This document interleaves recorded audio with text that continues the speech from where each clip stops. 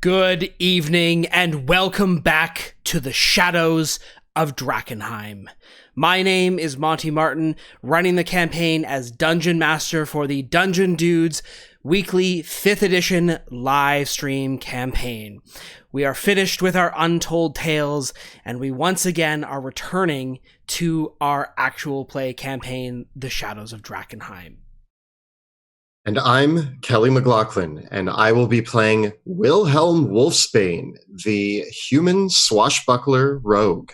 And we're joined today by our good friends. Jill Donitis playing Rudy Whitaker, the shifter Eldritch Knight. And Joe O'Gorman playing Wrath, the Aasimar warlock. Thank you for joining us again. If you're just tuning in for the very first time, boy, have you got a lot of catching up to do because a lot has happened. This is episode 8 of Shadows of Drakkenheim, happening now in August of 2020, when our previous episode was in early March of 2020. We have had a considerable break, all things considered, but not without good reason. We have been busy during this time playing the Untold Tales of Drakkenheim, several side stories set in the worlds of Drakkenheim, as we mastered our new setup, which is now fully in place. We are playing our campaign online for the foreseeable future. So for those of you wondering, we will be continuing to play online remotely with each other probably until now the end of 2020. So we have spent our time now getting totally comfortable running the game online, playing with each other through this remote digital virtual format, and making sure that we can still deliver to you an awesome and incredible live stream. If you happen to be watching through this game several weeks, months, or years in the future, we hope that it's not too jarring for you to jump back on in. It's a little jarring for us to jump back on in. So this evening with this episode, we're going to have a little bit of a retcon and a little bit of a replay for ourselves. So please, my apologies in advance if there are any inconsistencies between episode 7 and episode 8. It's been a long time. So please bear with us as we gather our strength and gather our party once more and march forth into the game. But all of that to say, we have continued to be posting and creating videos nonstop on our YouTube channel, where Kelly and I cover everything Dungeons and Dragons, including advice for players and guides for dungeon masters. You can check us out at youtube.com/dungeondudes, where we now post new videos every other Tuesday and every Thursday. So we've been putting up more and more content as well on YouTube as in addition. And also, since we are now jumping back into the Shadows of Drakkenheim, you can make sure to check us out live on Tuesday nights when we record the campaign live on Twitch. You can check us out from 6 p.m. to 9 p.m. Eastern Time at twitch.tv/dungeon_dudes. And you can also watch all the previous episodes of this campaign on our YouTube channel. And be sure to catch as well the side stories of the Untold Tales of Drakkenheim, which are on YouTube as well. We played through 2 shots of various characters from amongst the 5 factions, including a side story set before Shadows of Drakkenheim as well, with this group of characters too. And we are also pleased to announce that while the Untold Tales are not currently available on podcast format, our main podcast, Season 1, and all episodes of Shadows of Drakkenheim will be available on Apple Podcasts, Google Play, and Spotify as well, so you can take those with you wherever you happen to be listening or watching. Finally, a huge shout out as well to our incredible friends at Easy Roller Dice, who have sponsored this episode of Shadows of Drakkenheim.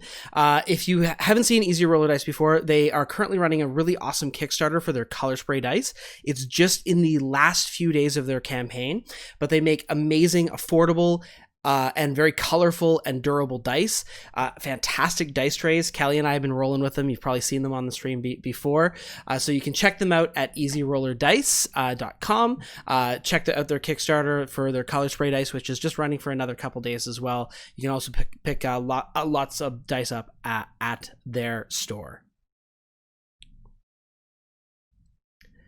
With that, I believe it's time for us to return to the shadows.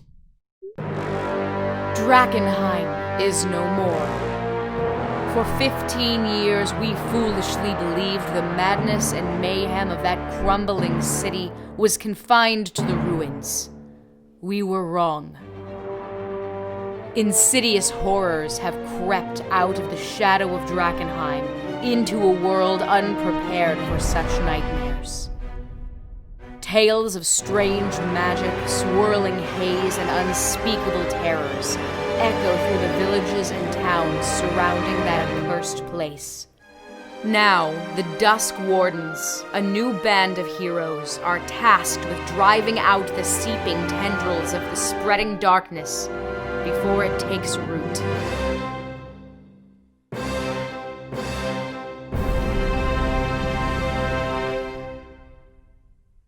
Welcome back to the shadows of Drakkenheim.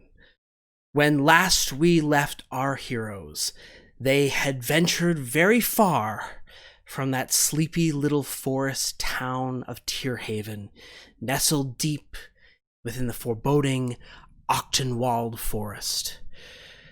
Traveling at the behest of the Amethyst Academy, the newly formed Dusk Wardens have made their way to the small town of Schafberg to convene with a member of the Academy, an elderly mage known as Linus.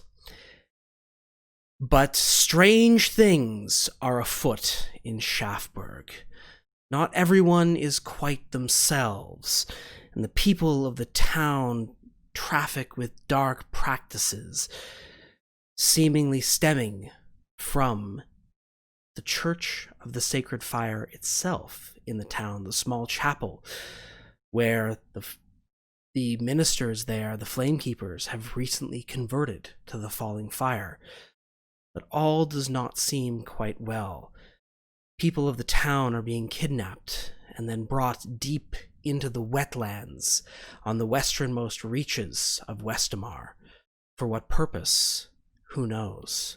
But our heroes have gathered together and ventured out through a series of infiltrations to follow the trail of where the townsfolk are bringing their neighbors, and just what madness grips the town of Schafberg. As the group of you now encountered a small outpost crewed by a ferocious troll and several other townsfolk held under the sway of this strange affliction, slaying the troll and many of these other creatures that dwelt with the townsfolk. You discovered a horrific creature prying its way out of the brain and head of the troll after you slew it. Destroying this horrific aberration, you've seized upon a boat, for it appears that the trail leads even further into the wetlands, along a murky river and through deep swamps. Taking this barge and a pair of prisoners, you have been now riding the boat deeper and deeper into the wetlands. As you do so, your thoughts drift to the events of the past several weeks. Wilhelm, what's on your mind? So Wilhelm is sitting in the boat, his trusty pipe that he keeps packed with him in mouth, and he's thumbing through his book that he keeps at his side at all times, a book given to him by his father. And Wilhelm's thinking back to the fact that this book, which has 100 rules written in it. Rules that his father said were rules to live by. They're rules that dictate the actions one should take to make sure that they are working towards good and not evil. To make sure that in any situation, whether it be combat or a social situation or dealing with friend or foe, that you have a set of guidelines to move through those situations. This is the only thing that Wilhelm has of his family. For during the Civil War of Westermar, he fled. He saw several of his family members die, and he lost touch with several others and wandered for a very long time before taking refuge in a barn. And he's thinking back to that barn and that night that he took refuge there. It was a thunderstorm. And he woke up the next morning to a woman dressed in a red cloak standing over him. He drew his sword expecting a combat, but instead she met him with kindness and offered him to stay with them.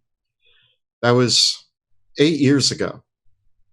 And from that moment on, Rudy, who took Wilhelm in as one of her own, one of her many own, saw to it that he had a place, and Wilhelm put his rules to use in a very simple way. Tierhaven was a very simple place to live, and Wilhelm spent his days working under Rudy, who was kind of the town sheriff.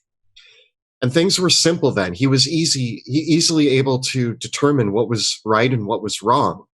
He was able to use his skills to help people, which is something that his father always told him he should do. He was trained in the art of the sword and the art of the crossbow. And having these skills meant that it was his duty to help those in need, those who maybe did not have these types of skills. So he worked as a deputy for 8 years in Tierhaven. And then things got strange. And suddenly there was odd magic afoot. And suddenly he was dealing with things that were unlike anything that the rules prepared him for. And before he knew it, he was swept up into an offer to help more people. He heard that the problems that were being experienced in Tierhaven were happening all over Westermar. And it dawned on him that maybe this was the time to put his skills to the test, to put these rules to the test. But as he sits here in this boat, thumbing through the rules, he realizes that the things that he's experienced, there's no rules for this. And it's very concerning to him that in this time he's watched his closest friend, Rudy, chop off people's heads and murder so many horrible monsters. He's seen people mutate before his very eyes. Somebody who he was sure, based on the rules, was somebody he should be defending, turn on him and attempt to kill him. And through this time, it's been a very trying experience to question exactly what is good and what is evil. Nothing could have prepared him for arriving in Schafberg, where he thought he was simply going to meet with a contact and solve a mystery and move on to helping more people.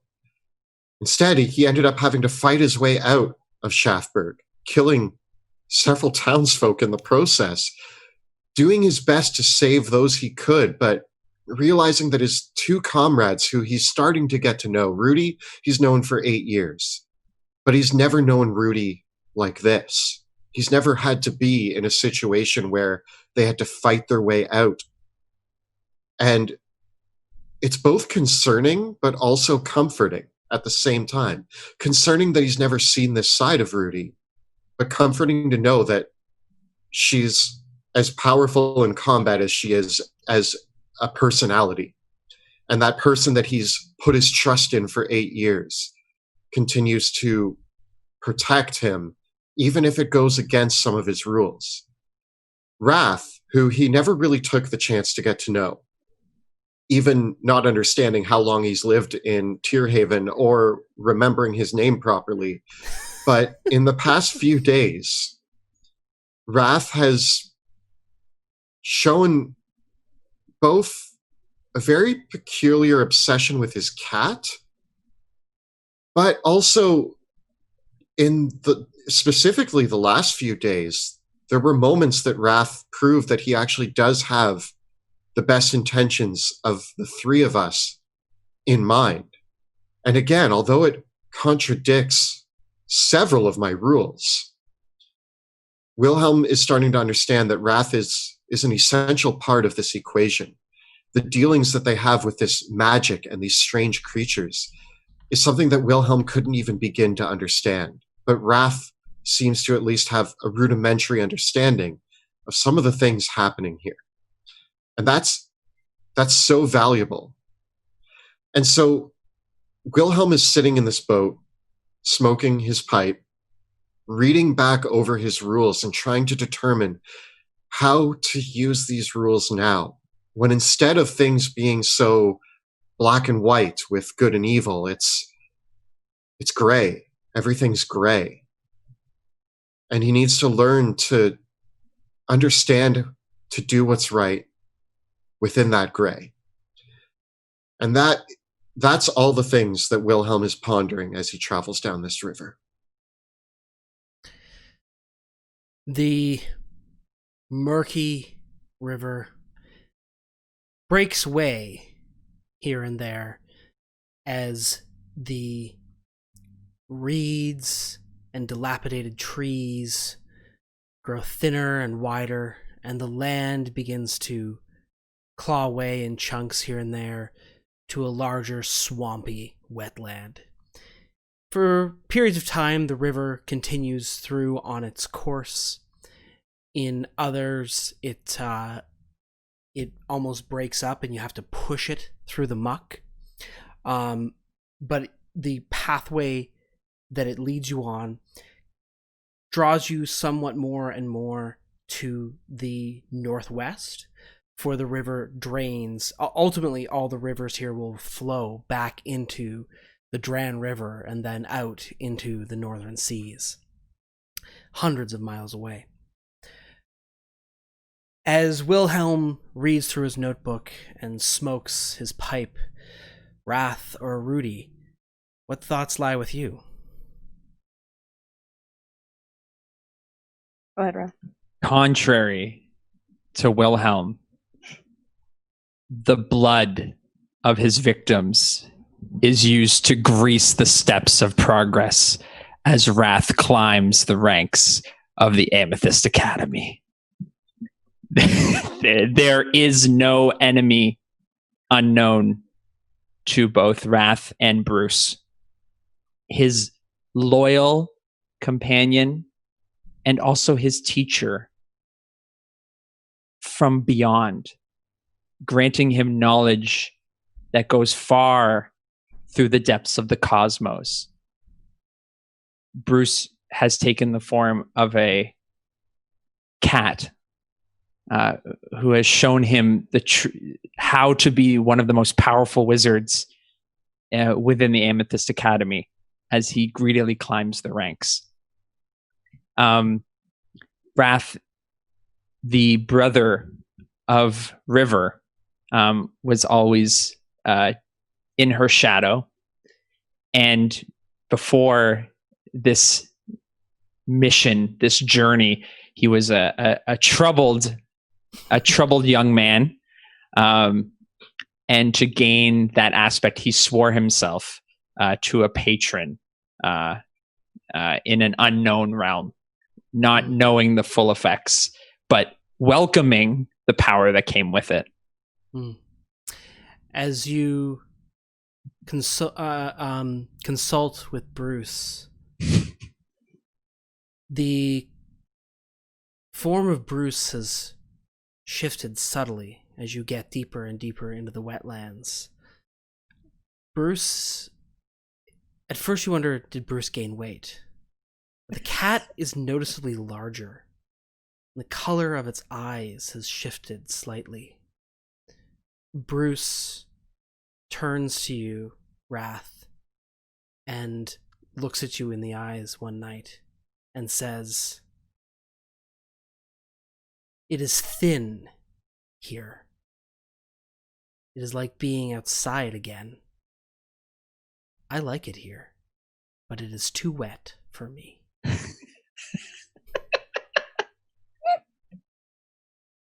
Bruce, I will find you a towel and I will keep you inside the boat, but I am glad that this is to your liking.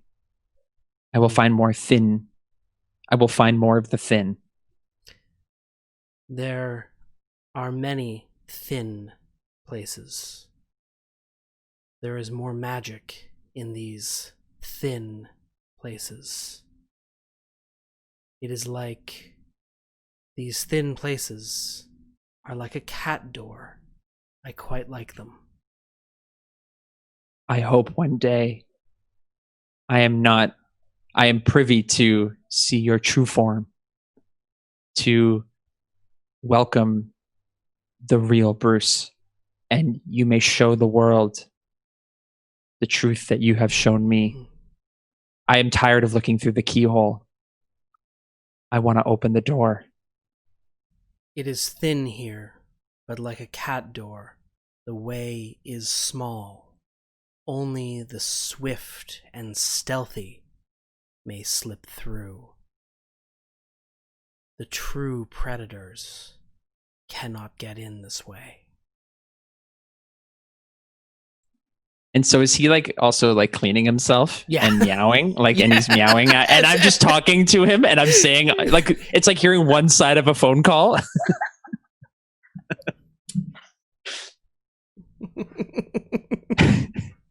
Yes, Bruce. One day we will open that door. We will get the cat door as open as possible. Do not follow me when I go through the cat door. You are not ready. Yes, master. So Rudy, as you see this one guy smoking a pipe and reading his book and just kind of looking rather haggard, and another guy ostensibly talking to his cat.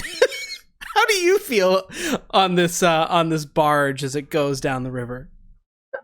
I look at these two and I'm like, oh my, I wish I was at home, my warm hearth with my kids, and I pop out my my extensive amount of photographs of all of my, some grown, some still a bit younger kids. And Rudy's thinking back to how she even got to this place. Thinking about the life that she gave up to settle down, to take care of her kids. She's really missing that place in Tearhaven where her family is. But knowing, in her gut, the reason is that she's here is because of them. So she thinks back to the moments in Tearhaven where they discovered the haze and the delirium and how that moment really shifted in her being, what she must do to save this area and figure out these strange mysteries so that way her kids can thrive and not be afraid of what's going on around them, not always having to look behind every tree and corner in her community to see if something's coming their way. And thinking back to Wilhelm and his rules and how Rudy's really had to come back out of her shell. And I say back out of because she wasn't always just the smaller town shifter that you've seen, her come from. She used to be so fierce in the places she's been. She's gone through a tough time before settling down and knowing that at one point, in order to fight for those things that she felt, she had to be that fierce warrior, that animalistic kind of force in order to make sure that she's fighting for the one thing that means the most to her, and that's survival. And when it comes down to it, she will do whatever she has to survive in order to make sure that her family can survive and she can protect them. So thinking as she's going down this river, knowing that she's taken off the Dawn of Mama Rudy and put back on the face of the Red Huntsman that she's known for in her younger days. She's ready to go against whatever they need to in order to make sure. And as much as she's thinking about her kids, she's now kind of taking into the fold Wrath, a strange character as he is, talking to this strange cat in a one-way conversation. And Wilhelm, this traveling, well, not so traveling anymore, but this man who came across her step and she took into the fold as one of her own family. She's got 2 new members that she has to look out for as they go on this journey to make sure that they all get through this together and they can come out prosperous in the end. Awesome. Through the mist and the moors, across the swamp, clouds overhead and panging rain, sometimes having to stop to let the water out of the boat, and the 3 men that you have taken captive, tied up in the boat as well. Donovan, who you captured much earlier on, and the 2 others from the cabin in the swamp, hoods over their heads and their hands bound, only consulted when you need a guiding path, someone to guide your path through the swamp. Seems like they've given you honest answers so far, but the 3 of them are otherwise silent.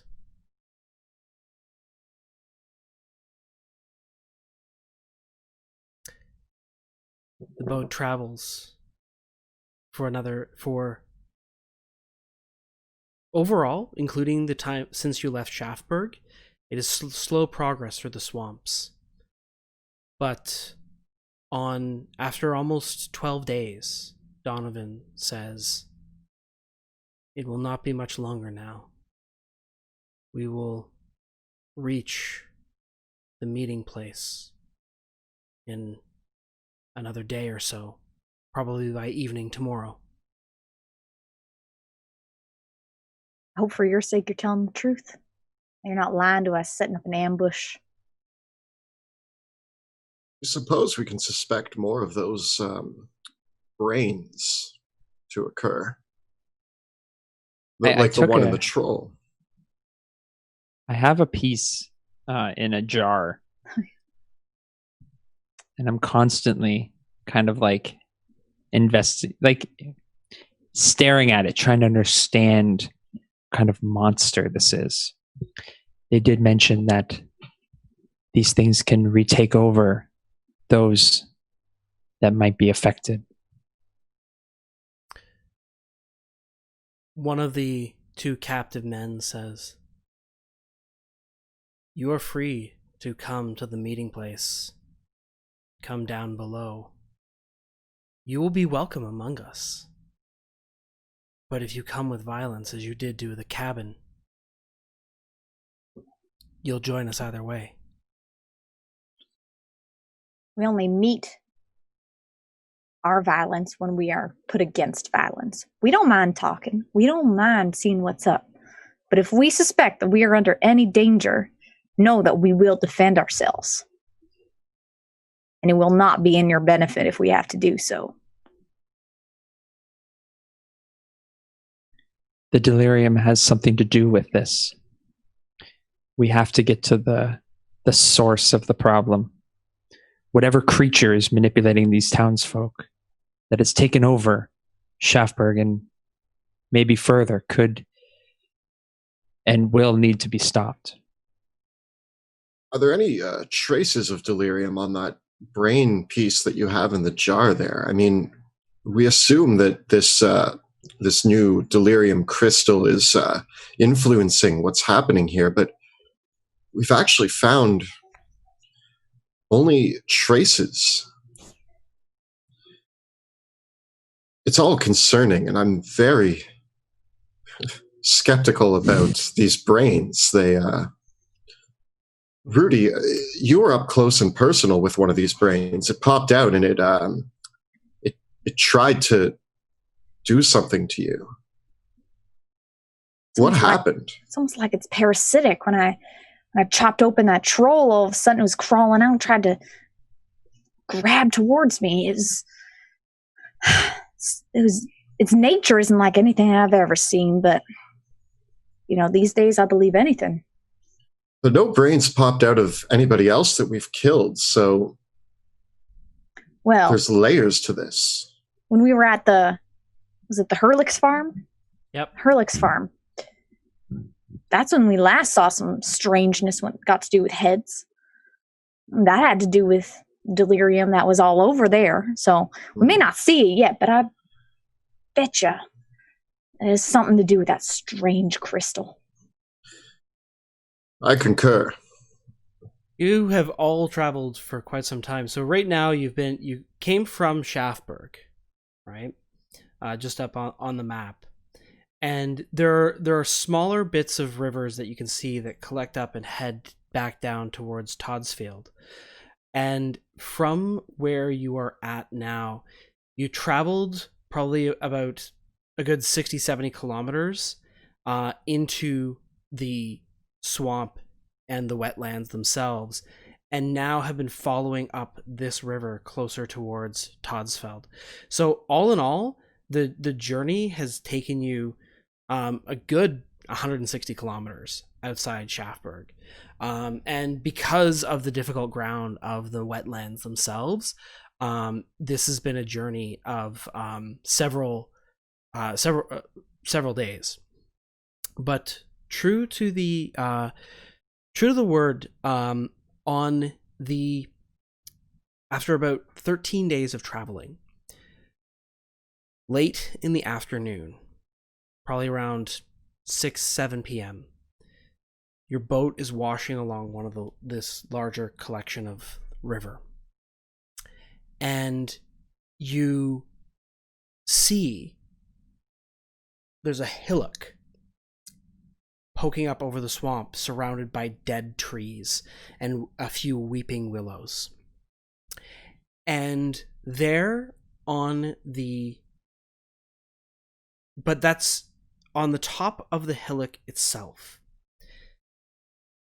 You've started to see these stranger bits of stone, almost these arches, and as you pass by them, some of them might even be made of marble or sandstone rock.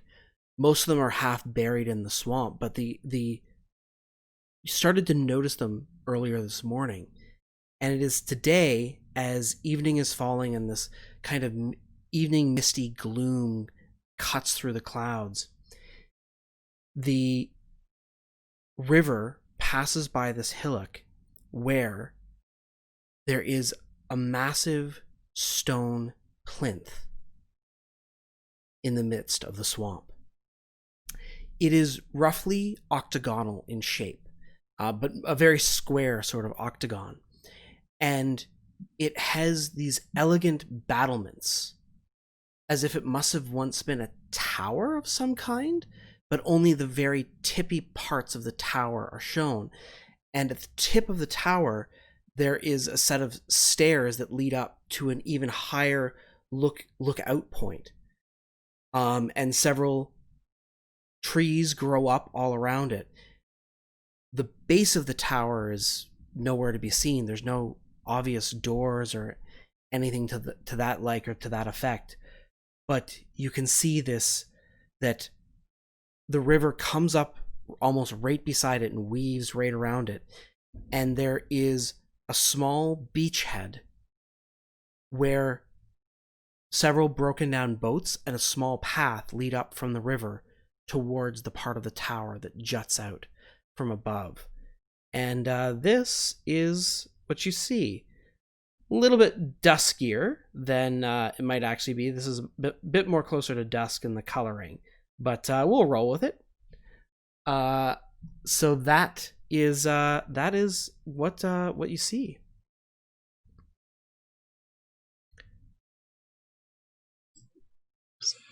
Interesting.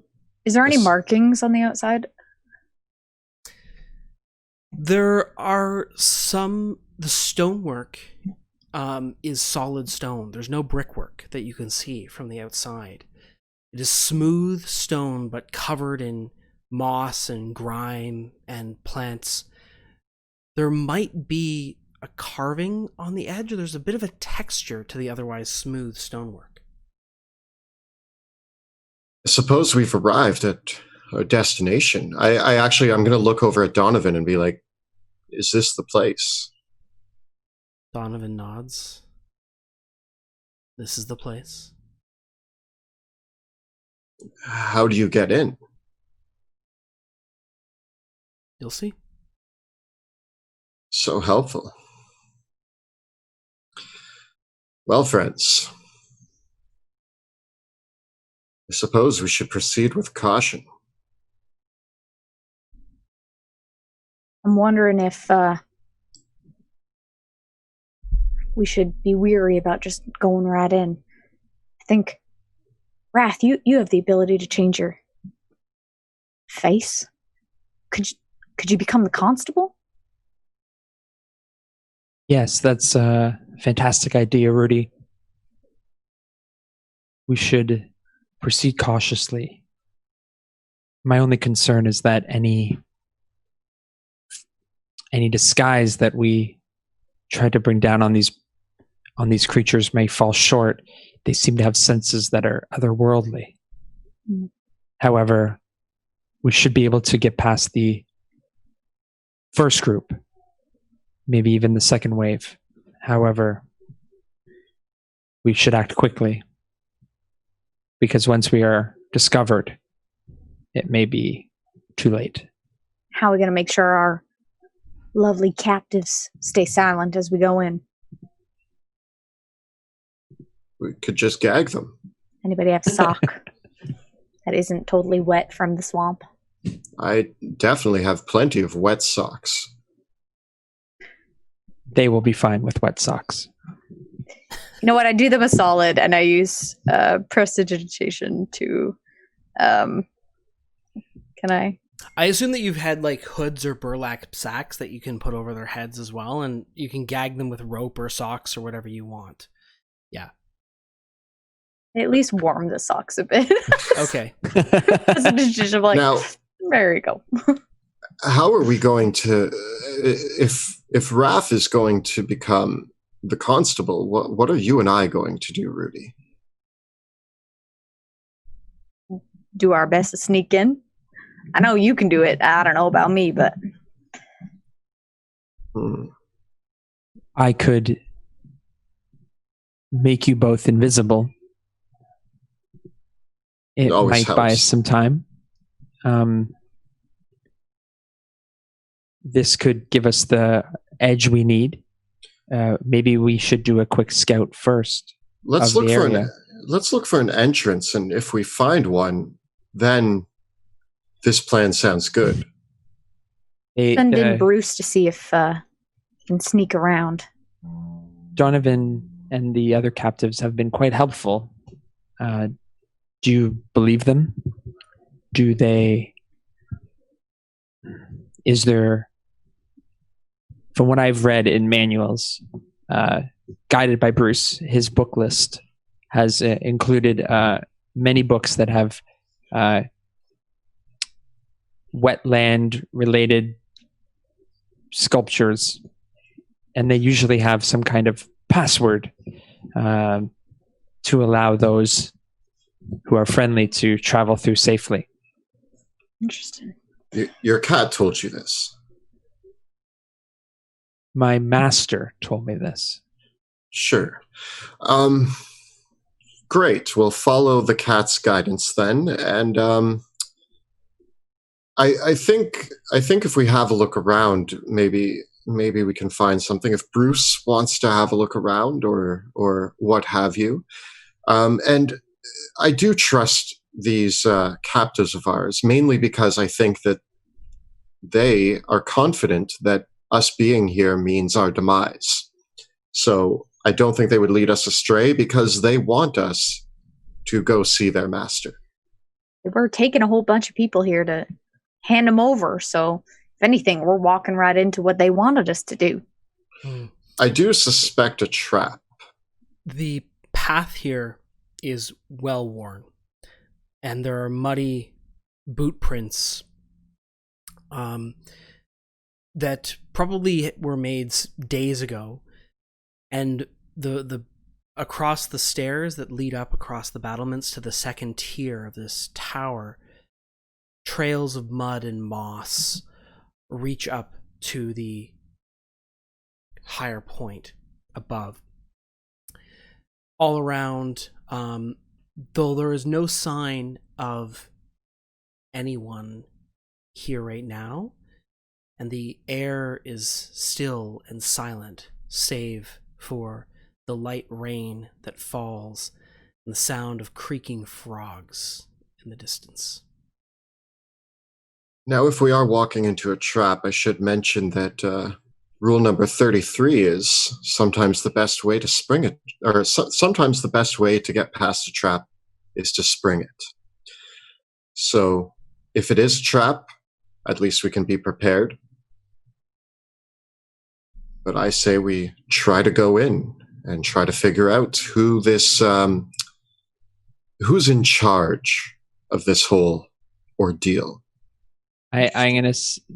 Wrath sits cross-legged, and then his eye. I will follow you, Bruce. And his eyes go into the back of his head, and I'm gonna use my find familiar feature and see through Bruce's eyes.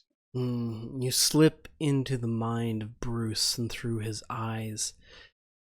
And as you look out through Bruce's sight, you can see, looking through Bruce's perception, this swamp is a very different place. Here and there you look up and you see holes shorn here and there where the color of the swamp has shifted. It is almost like an artist looked at the canvas that they were painting and decided that in that particular patch, they were going to change the color scheme completely. In one place you look out, and the trees are vibrant and red like autumn. In another, they are completely dead, petrified, covered over with cobwebs. You turn your gaze for another moment, and another tree wriggles, its branches worms instead of wood. All throughout the air hang through Bruce's sight fireflies buzzing about in opalescent colors.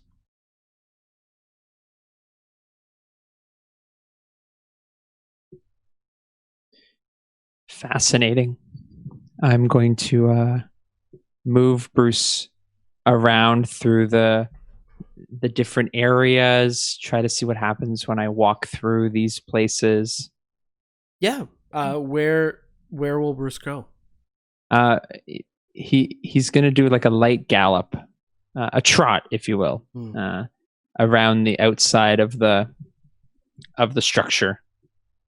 Yeah. As he trots about through the structure, Bruce remarks back to you, "It is as I thought. It is thin here." Tell me more. He says, "Look at the stones," and brush it, and he does that thing where a cat just kind of brushes their butt up against the corner of a wall. I feel it through you, Bruce. Then he goes up to one of the trees and starts just scratching his claws against the side of the trees. Wow. It's as if we're in different worlds. It is, as you say, thin. I do not completely comprehend the magnitude of what this means for our world or the other places.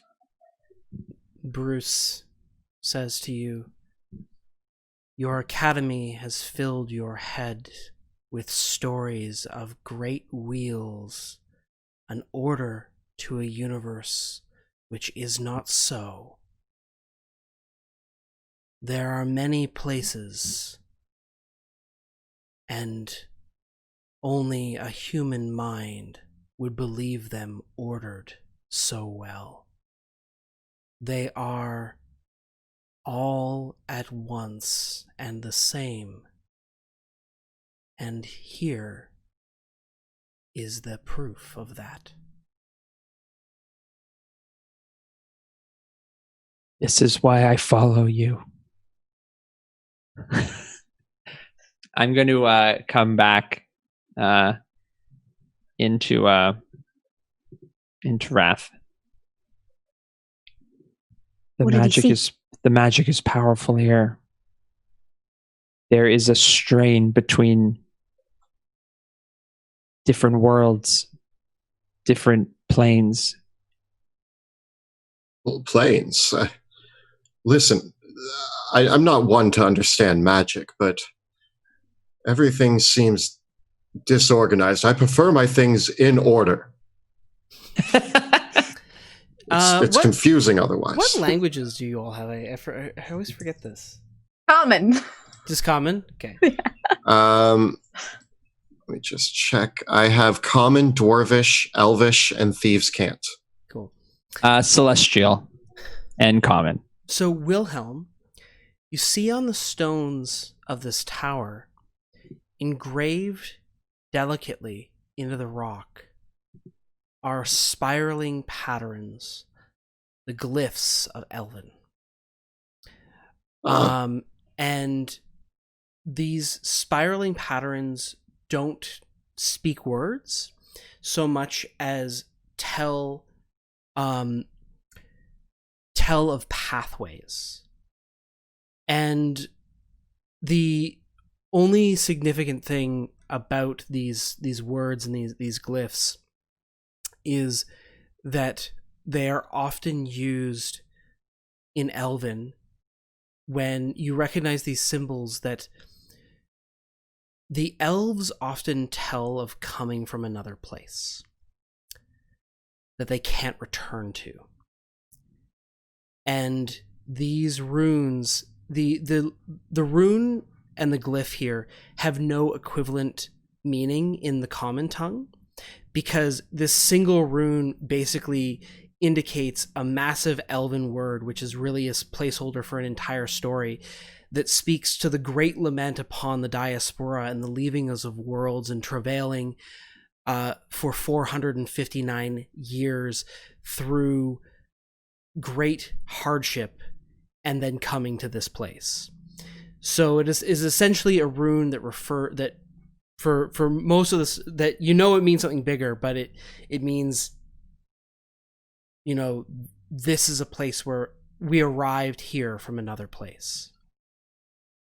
Friends, this is an Elven temple, it appears. The writing here is Elven, although it's very complex Elven.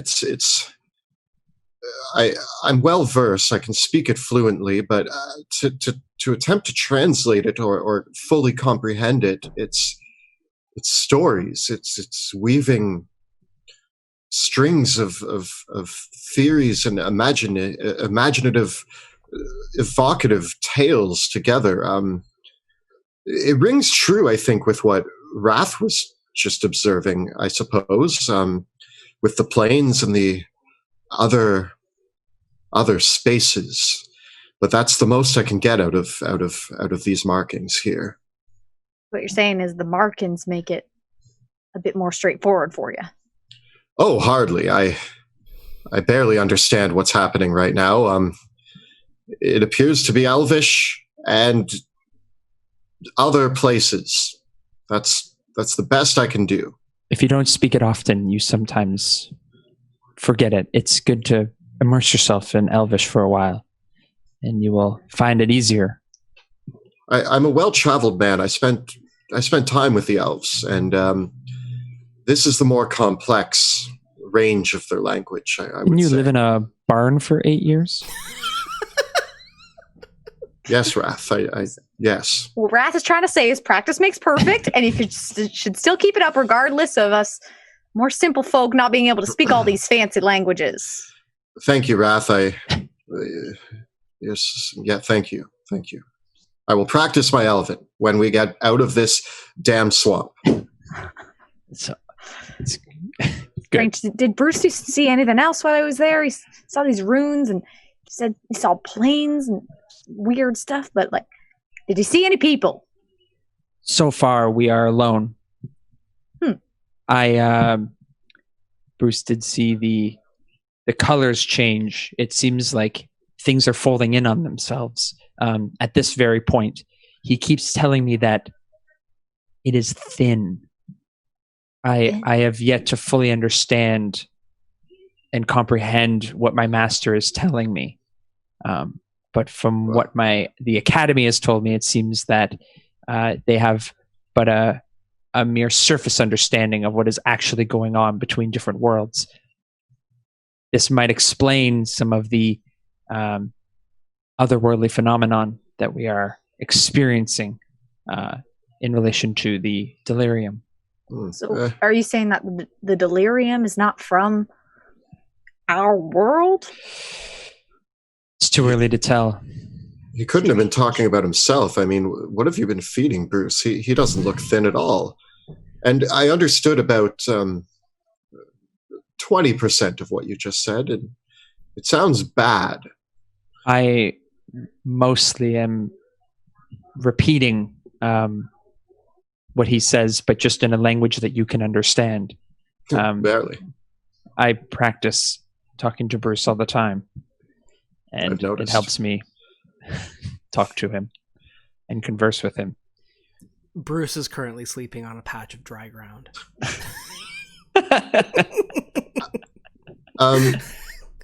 As I'm observing these markings, do they continue up, like towards the top? Are there more markings? They form a spiraling pattern all across the entirety of the stonework, unbroken and unending. It's worn away by the muck and covered up by moss and dirt in other places across the structure. But if you pull away the overgrowth and pull away the mud, it continues nonstop across the steps, across the surface, everywhere. This pattern. I doubt I'm taking all this time to read this entire story, but it's not a story. It's not an entire story.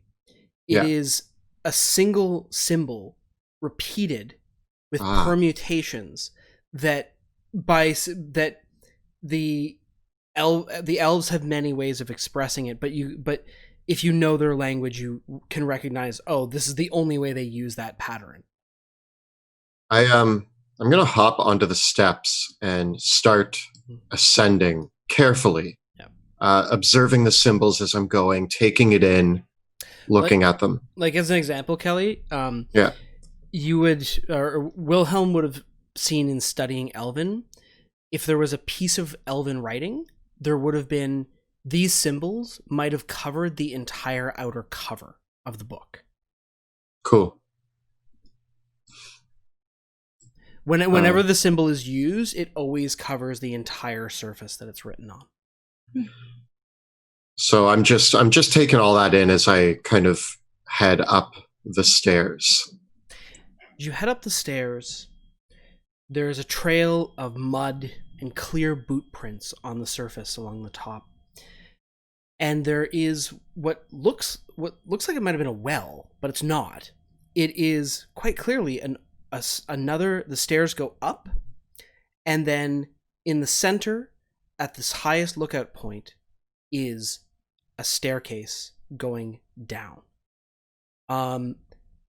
What you see from the stonework, though, is that the stairs, the light penetrates down from above, and as the stairs spiral downwards, partway down they break, and a rickety wooden stair has been erected in its place.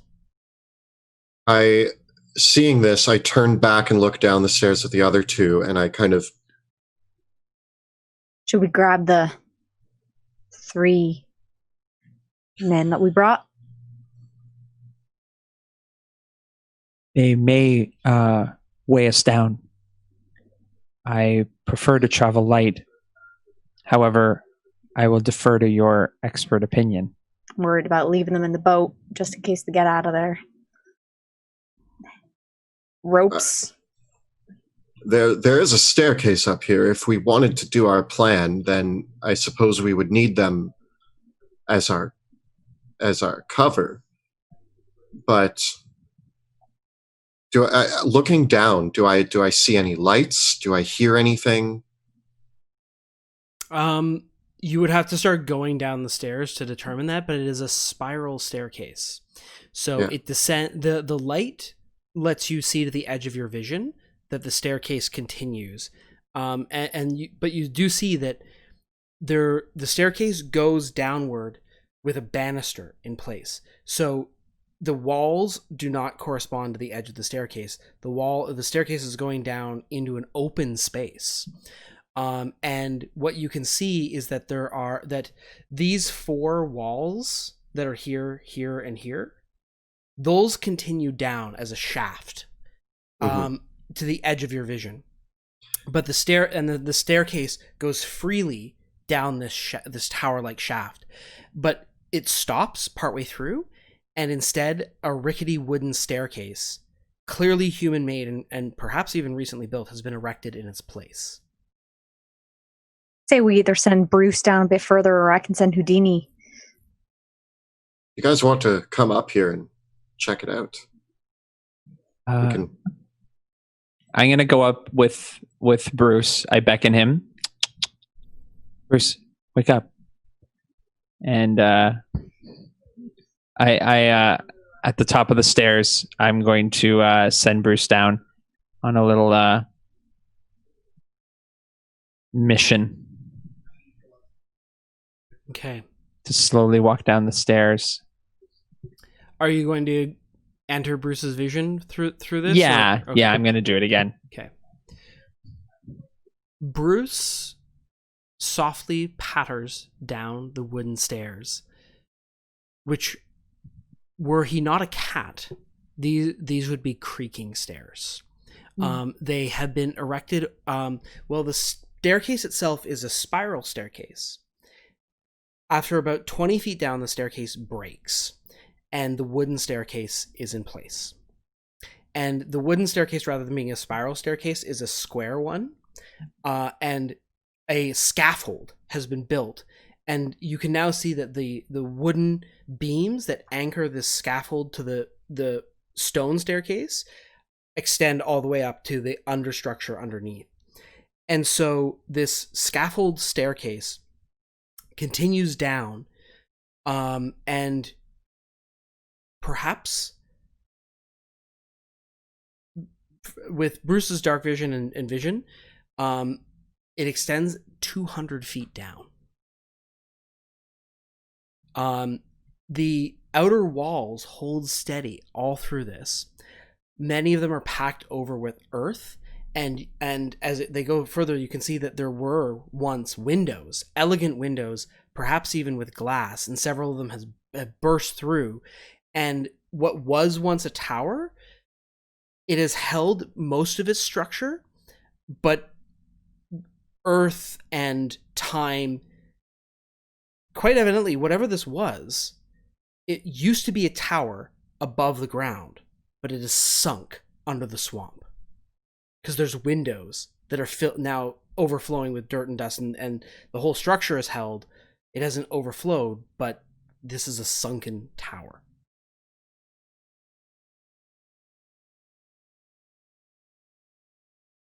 I bring Bruce back up.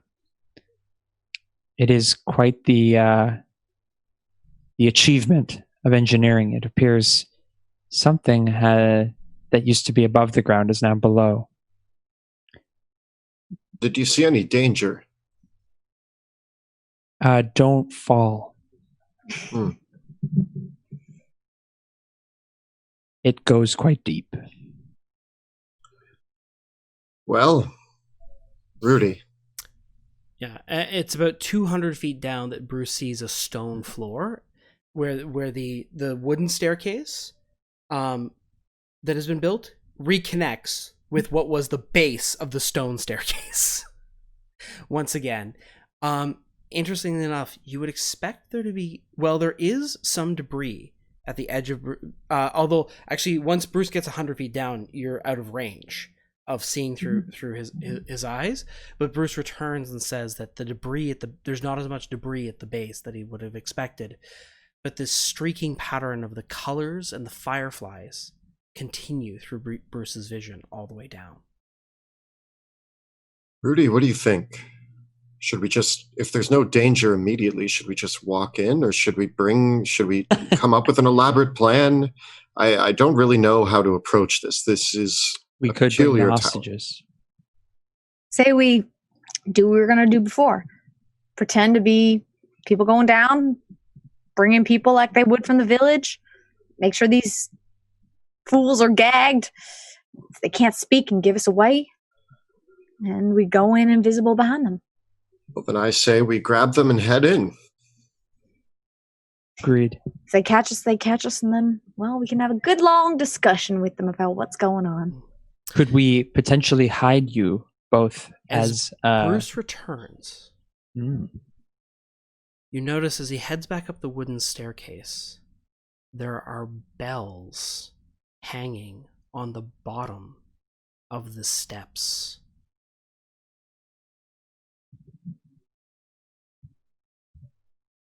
Interesting. I don't like this. Something feels off about this. They're going to know as soon as we take these stairs, so I suppose it is best if... Wrath, how long can you become the constable for? At least an hour. Is there any way you can get into any of their minds to make sure that they're leading us in the right direction? I don't see another direction that could possibly... Like, this seems definitely like a place you take prisoners to have their minds melted or whatnot. And it seems guarded, at least by these bells. There is an alarm system, so they will know when people enter. So I'm heavily under the assumption that this is in fact the place, and we have no choice that I can see but to walk in this entrance, and they will know that we are here. So we need to be careful about the Unless way we can approach this. avoid the stairs. How do you suspect we would do that? Unless we can fly. But I doubt all of us can fly. Or fall safely. Got any magic that can do that? Although Bruce could land on his feet, I am not as cunning at 200 feet. I'm an agile man, but 200 feet is 200 feet, Wrath. I'm not jumping in there. If they know we're coming down, we should be ready for them as they will be ready for us. What if we disguise you both as helpers? You could don some mercenary equipment. I mean, I could simply put my hood up.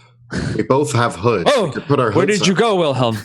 No, but now I'm just a regular old Wilhelm person, and I am helping. Don't use your name. Well, listen, Wilhelm, Part of I disguise. already had my chances being the captive. How about we just string you up with these guys, and you can have your turn being the captive, and then I suddenly regret forcing you into that situation. I did not think it would come back like this. But unless we just do the invisible, like if there's already people that they can see going down, be invisible behind them isn't going to draw any more attention to us than them going down the stairs and having those bells. I do not mind making us invisible, at least you two. However, my powers will be somewhat limited if a fight were to break out. All right. We don't want to incapacitate you if that's the case, but let's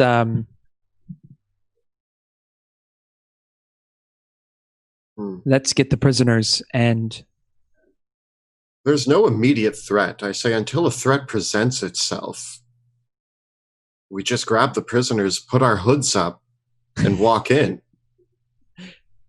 All right. If we see something, Raph, you become the constable. And you do the talking, and the other two of us will leave our hoods up, and you can say that we're your helpers. We just won't show our faces or speak. I'll start as the constable, just in case there's any. Do any of the prisoners that we have like jackets and stuff like that? They are not wearing any clear uniform. Most of them have a bit of leather armor and cloaks. And they are people from the village. And it's a small town, so people know each other. Yeah. That's what I was thinking. I mean, I'm already wearing leather armor and a cloak, so again, hopefully it's dark enough. I won't be able to see, so hopefully they won't be able. I don't know. All right, fine. I'll pretend to be a prisoner again. No. With them. We already have our prisoners. Yeah, but they're going to know them. They're the ones that are known to bring people. Donovan is. The other two we rescued from the cabin. They were being brought here. Oh, are they rescues? No, they're not rescues. You send all the prisoners back with Linus and Lorwyn and Donald. Oh, so they were just at the cabin for fun. They're the bad guys. They're bad guys. They're bad guys. Yeah. Well, yeah, Donovan and the other two, you know, because they've said as much, that they are part of the group that regularly brings people to this place. Well, in that case, I'm not going to be able to see in there anywhere. Put a bag over my head. Lead me in. Yeah, because they have bags over their heads too, right? You said yes. Yeah, we'll put bags over their heads because they've been putting bags over the heads of the prisoners, right? Like you have tons of ample accoutrements to lock people up and tie them up because the villagers have been doing it to their own people. All right. It's like a kitchen underneath someone's kitchen sink. Just a ton of bags. We have so many bags. All right. So, Wilhelm, we're going to tie up, but we're going to do a loose knot so you can get free. I hope so. I'll be the helper to the sheriff of the town, the constable, sorry. And then I'll don one of their cloaks to, cover up the red a little bit because I think that's a bit inconspicuous. Put some dirt on my face, look like a villager that's helping with this, and then all right, we'll do that. Sounds like berries to me. Okay, so please recap for me how you guys are going to proceed. I'm going to get a burlap sack on my head, and they're going to wrap rope around my hands that isn't actually very well tied, so that I can snap out at a moment. You're going to be in the tail of the four. Also, well, we're not bringing the other ones in, are we? Yeah, we are. Oh, with sacks over their heads and gags. Okay. Yeah. But if there's anything on them that tells that they're them, if there was a certain armor that is, we'll just take it off. We'll just make them look as prisoner-ish as possible. So why am I getting a bag on my head then? Because if there's extra helpers that they don't recognize, it might be a bit... Fair enough. Yeah. Also... we can only have one new hire in this... If something happens for the sign for you to get out of your cuffs, I'll have Houdini just fly into you. If you feel bumped by an owl, you're good. How will I... Or if Bruce bites your chin... Yeah, if you get bit or flown into by a bird and or cat. I'm going to be blind down there, and you're telling me that if I get bumped or bitten to just attack, what? By an owl or a cat. Yeah. Do you not know what an owl feels like to get bumped into by a tiny owl? I have never been bumped by an owl. Do it. I'll get Houdini to hoot in your ear. Hit him right now. Hit him right now with Houdini, just so he knows what it feels like. Houdini, go! Houdini, technically, familiars can't attack, but I'm going to... It bumped me in my good eye. How about Houdini tugs on his like on his like collar or something, or like on his like on yeah. his... You'll hear him who by your ear. So just listen for Houdini's who really close to your face. You know, Or also if you hear, oh my god, we're gonna die. this plan is absolute bourgeois, but I'm here for it. It's what we got to work with. We're going down a tiny staircase with bells. What else are we gonna do? Bag me, friends. Bag me. I'm also Take over your Paper or plastic? revisiting. I prefer paper. We're using reusable. They're all reusable. We're saving the environment. I'm also open to the invisibility. As I analyze our new plan, I see many pitfalls in the. Well, is it easier for you to make one of us invisible rather than two? No. It's the same. Same amount of effort. Save the invisibility because again, we saw no danger in the stairwell. We're just a couple of traders of people. We can expect that there will be problems. I mean, rule number 26, expect everything's to trap and you'll stay alive. So be on your guard, everybody. But again, sometimes the best way to get past a trap is to spring it. So put a bag on me, grab the prisoners. I put the bag on you. So at least we're not taking away all your weapons and gear as we do this, all right? You've got the easy end of this stick. No, Rudy's right. We should probably take his weapons and gear. They'll be suspicious. That's my family sword. At least hide it under your armor or something. I put them to the back of my cloak so that my cloak covers my weapons. No. That won't do. No. I keep a concealed dagger on me. What if if you take it? Wilhelm, I think think Wilhelm, you're proficient enough that you could definitely conceal a dagger or a short sword or a hand crossbow, although your rapier would be a little bit harder to conceal on your person. But I'll take I hand my rapier to Rudy and begrudgingly lean forward and go, if you lose this, I will be very upset. I'll literally keep it on my person at all times. So Wilhelm's going with the burlap sack, but I'm not exactly clear on what sort of disguise Rudy and Wrath are going to have. So, Wrath, you're going to look like the constable? I don the look of the constable. Okay. I take one of the cloaks of the other men over my red cloak. Okay. And, like, kind of wrap it around to make me look like just... And again, I, like, take some dirt and dirty my face. So that way I'm kind of, like, less... Not that they'd recognize me, but... Okay. Just another body to help them. Can you give me a cue for the constable? It's been a long boat ride, and I forget some of his his features. The constable himself is very, very dead. You guys, you guys killed him pretty hard. That was me. Yeah, but his name was Gregor Richter. Gregor Richter. Yeah. And the other militiamen that worked with Gregor were Allard and Donovan.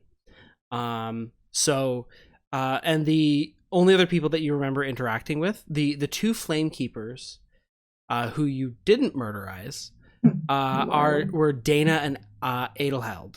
Oh yeah. So those were the others that were there. So if you need to name drop, there's a few others. And the constable, and I get up to you, right? I'm like, remember he was like a gruff man, kind of had like an accent, a bit like mine, not quite as strong, but like. I'm Gregor, and I'm a constable. Yeah, there you go, got it. I'm so convinced. Gregor. Look at Wilhelm. I'm like, you might not get this. We'll just be prepared to receive your rapier back. Should be ready to grab it. Right. And I knock the other guys on the head, and I'm just like, y'all keep quiet if you want to stay alive in this. Well, you got them all gagged. Yeah. And even so, I'm just like, don't make that noise.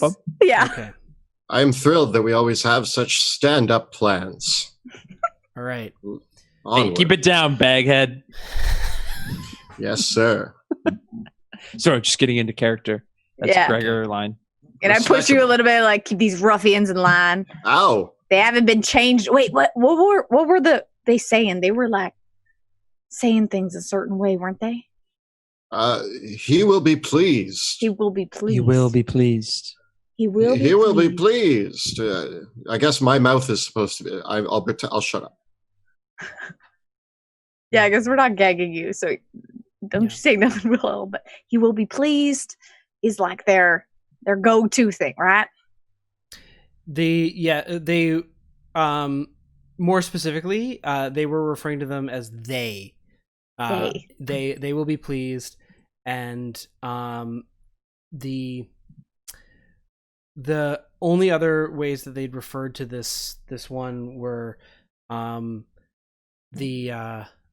whereas the either the one, like the one, or they.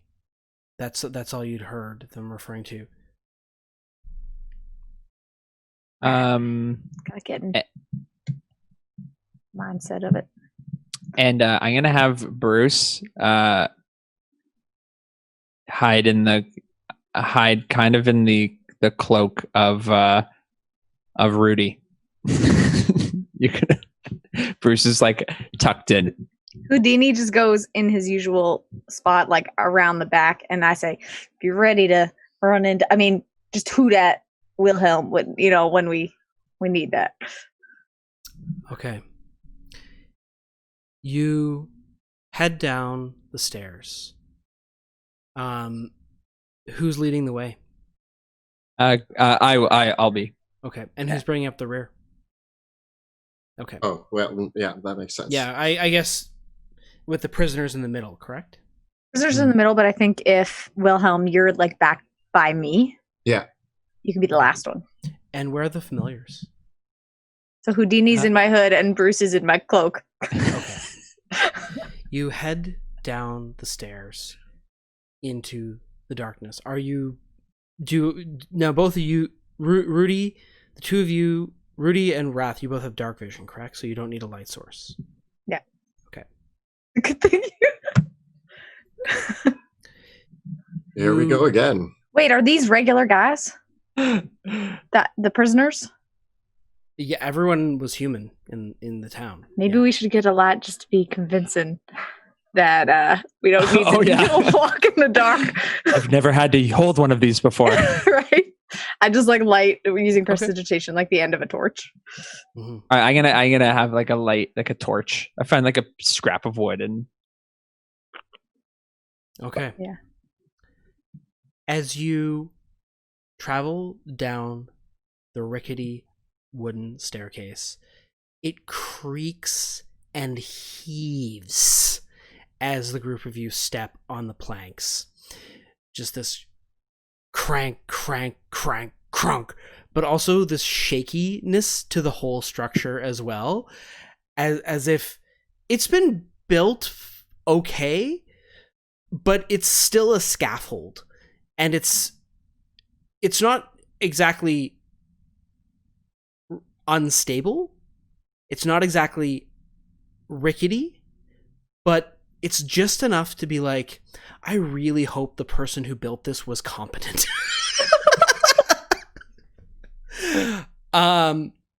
Because for the most part, it is a scaffold, and the boards that form the steps have just been laid down.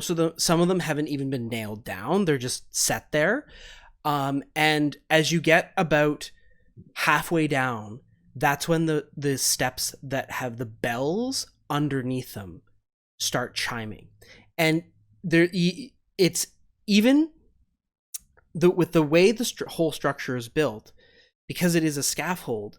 It creates a lot of noise that just echoes all the way down the entirety of the tower, and you're not stepping on the steps that have bells, but with the group of you going down, the just enough of the structure is shaking that the bells start to shake as well. And so there's this chiming clang, and it's completely dissonant. off key.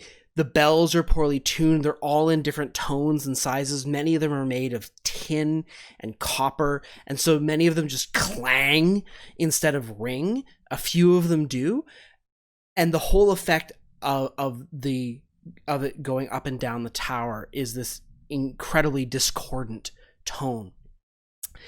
And as the cacophony sounds out around the rest of the structure, you hear a few shouts in the darkness below.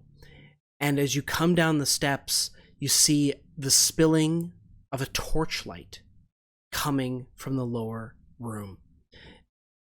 And as you look down the tower shaft, you can see that now the opening at the bottom is illuminated, the ground, and you can see below you there are puddles of dripping water, several bits of debris and rock, and the rocky foundation of this staircase and the pillars that it continues down into below. And as you continue down the stairs, you hear someone calling back out, "Hail! Hail, friends!"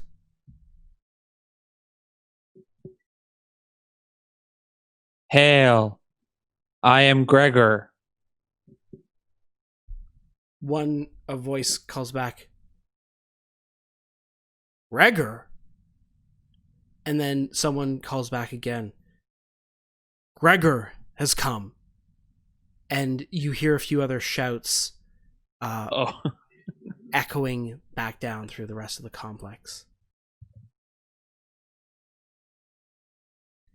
As you reach the bottom of the stairs,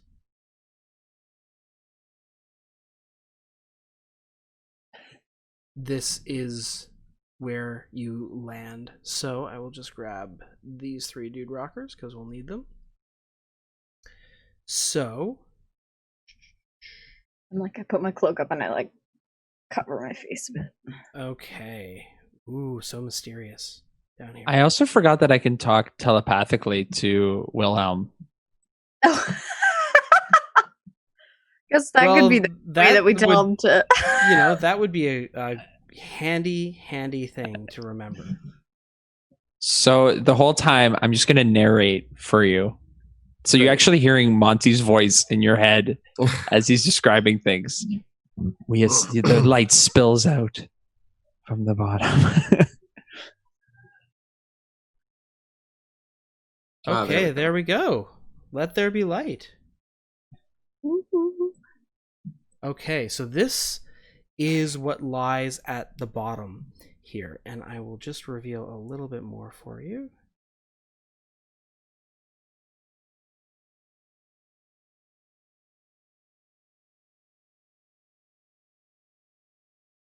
Oh, I'm hiding things, not revealing them. There we go. There we go. There we go. There we go. Okay. And we'll do that as well. And we'll do that. And that is about the edge of the torchlight. Okay. You come off the scaffolds and you step onto the stone staircase. And as the rest of your group steps down into it, the tower has ended. You can see that there are the stone foundations of the tower still supporting it, but it has now opened up into a much larger, long room. The room is made of the same stone as the outer structure, and the carved elven lattice is all throughout the floors.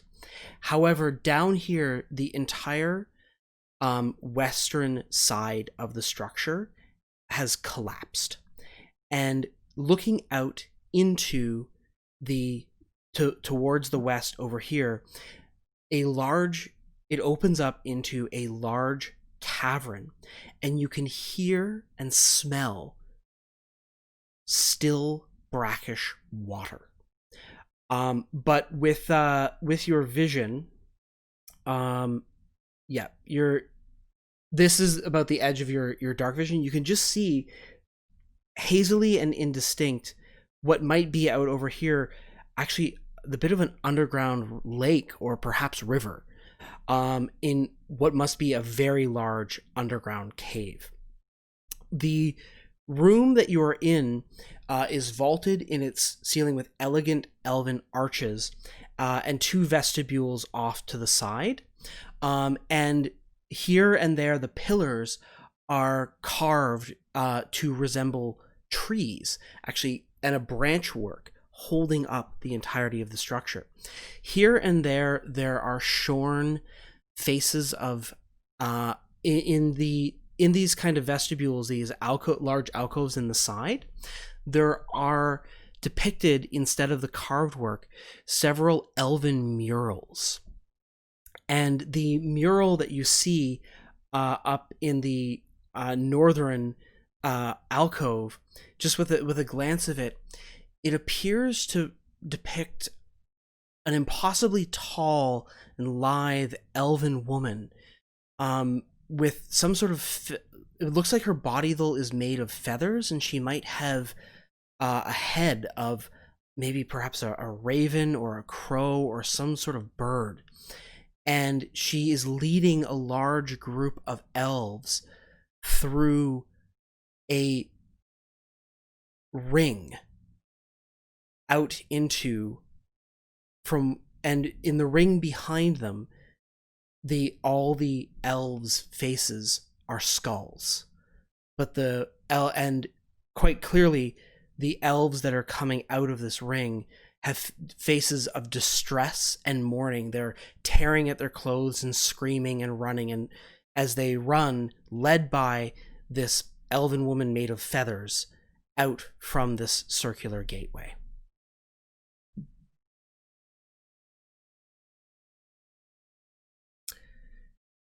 In the room ahead of you, as you come down the stairs, are 6 figures. They are sturdy men, townsfolk all. Several of them are wearing their hoods up, and all of them have that glassy look to their vision. They're sweating profusely. The air down here is humid and moist. It's actually warmer down here than it is up in the swamps above. And 2 of the men are wearing skull caps, iron skull caps, and carrying maces. One of them holds a torch out in front of you, illuminating the rest of this room. Their skin is turning a pale white. Their eyes are sort of milking over in places, almost as if they have cataracts. And many of them, their hair is starting to fall out in patches. One of them has a strange, stringy beard that has some sort of... and is almost like drooling out into the beard itself. And the bearded man opens his mouth to speak, and his tongue is blue. And he says, "Gregor, where's Donovan?" There was a change. There was a change. You've only brought 4 with you? Yes. Did something happen along the way? We were attacked. I had to personally escort the entirety of the way. There are some outsiders asking questions and stirring up trouble. You may have heard. I do not know if word has reached you. No, this is the first we have heard. The Flamekeepers said that others were coming, but we heard that we didn't know that you were coming. They said that several others and Donovan were bringing the next group. Yes, so that was the initial plan. The challenge was there was a fight that broke out along the path towards the cabin. They followed us from the city. Those two troublesome elves must have something to do with it. Who was it that attacked you? It was the elves and a group of unknown. They were like hired help. We were able to drive them off, but just to secure a measly 4 for them. They were able to rescue and secure the others. I believe they might go back for more. Huh. We have let those elves spy on us for too long. What about that mage, Linus? He is in their care, possession, what have you. He seems to follow them willingly. He did not succumb to our advances. It is hard to get messages this far. But fine. We might have to. No, you first. We might have to be more aggressive. Round up the rest of our neighbors and bring them here. But the Ancient One can only convince them so quickly to join us. We cannot. It will be months before the rest are ready to meet them. I understand. For now, we must continue our process and work towards securing the rest of the town. There are still those who keep the secret and follow the way. This is good. This is good. They will be pleased. Okay, I'm gonna have all 3 of you make a deception check. No. I didn't do anything. I'm dropping dice now. Wilhelm, there's a bag over your head. 13. 10. 16. Okay. The man says, "Well, Gregor, then you may take these to the Ancient One. You know where to take them." It has been some time, friend. I have not been here since my awakening. Will you show me? Give me another deception check. Roll in the dice. 16. I forgot. It seems I forget that you have only been here once. You have done so much good work back in Schaffberg. Very well. We will take you. It is this way, to the north.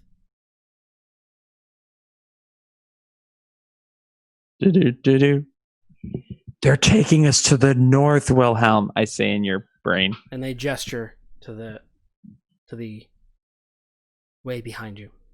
Gonna move on. And I hit one of the, not Wilhelm,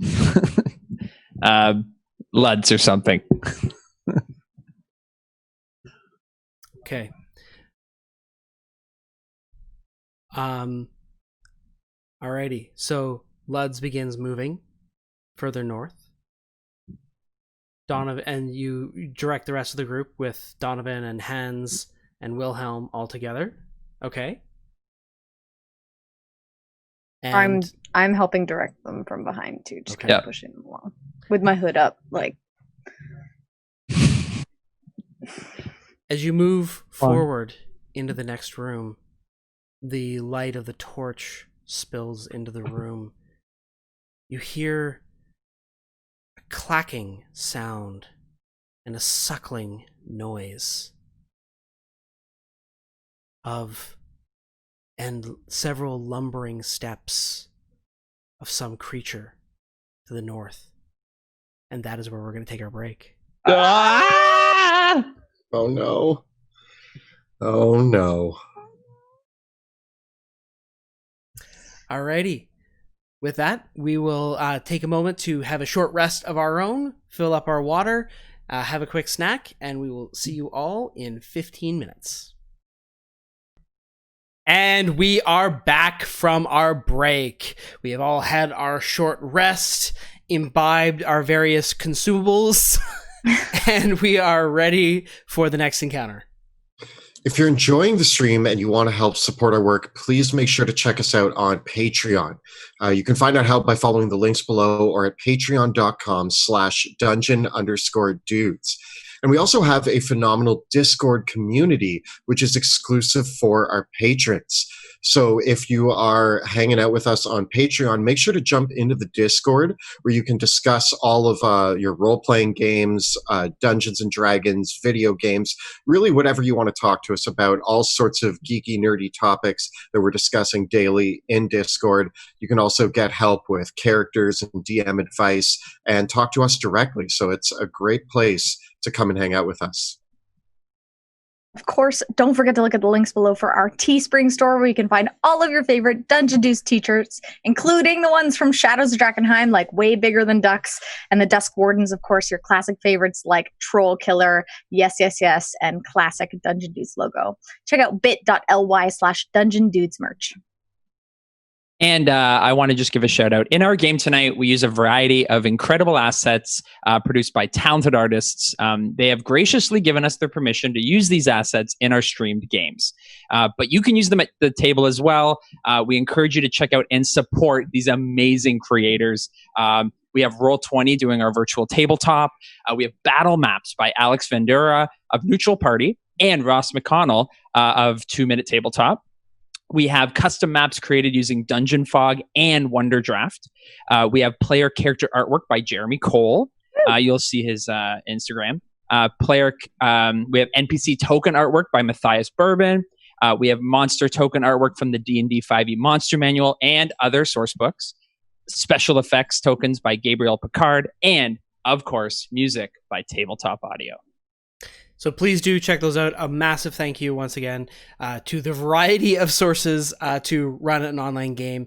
Many of these amazing creators either have their tokens available on the Roll20 marketplace or their own Patreon pages where you can access their maps. So I encourage you to check them all out because they have been an amazing resource for me in converting our game to online play. And I hope that they can be an amazing resource for you as well. Speaking of other fun stuff to use at your game, this episode has been sponsored by Easy Roller Dice. They have some of the most affordable, durable, and most colorful dice that you can get for your game table, and some awesome accessories, including dice trays that that both Kelly and I love using for all of our key rolls. And they're doing a Kickstarter right now for their color spray dice. Super, super colorful dice. You can get them at a great price. So check them out at easyrollerdice.com.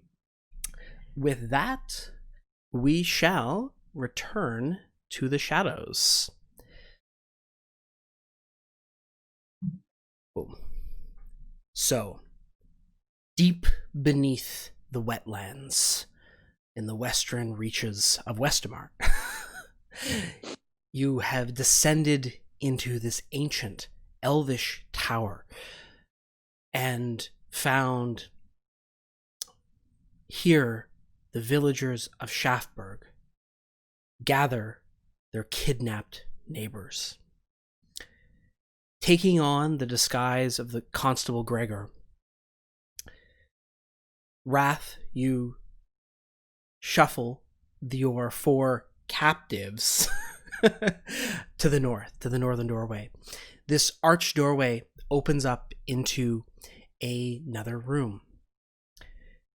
This room, the purpose of this room has been lost to time itself. It is roughly, it resembles 2 cross sort of shape, with to the east a tunnel, another archway leads off to the east, ending at a T intersection which branches back to the north and south. But like the previous chamber, the wall here has broken inward, and leading out into a cavernous cave.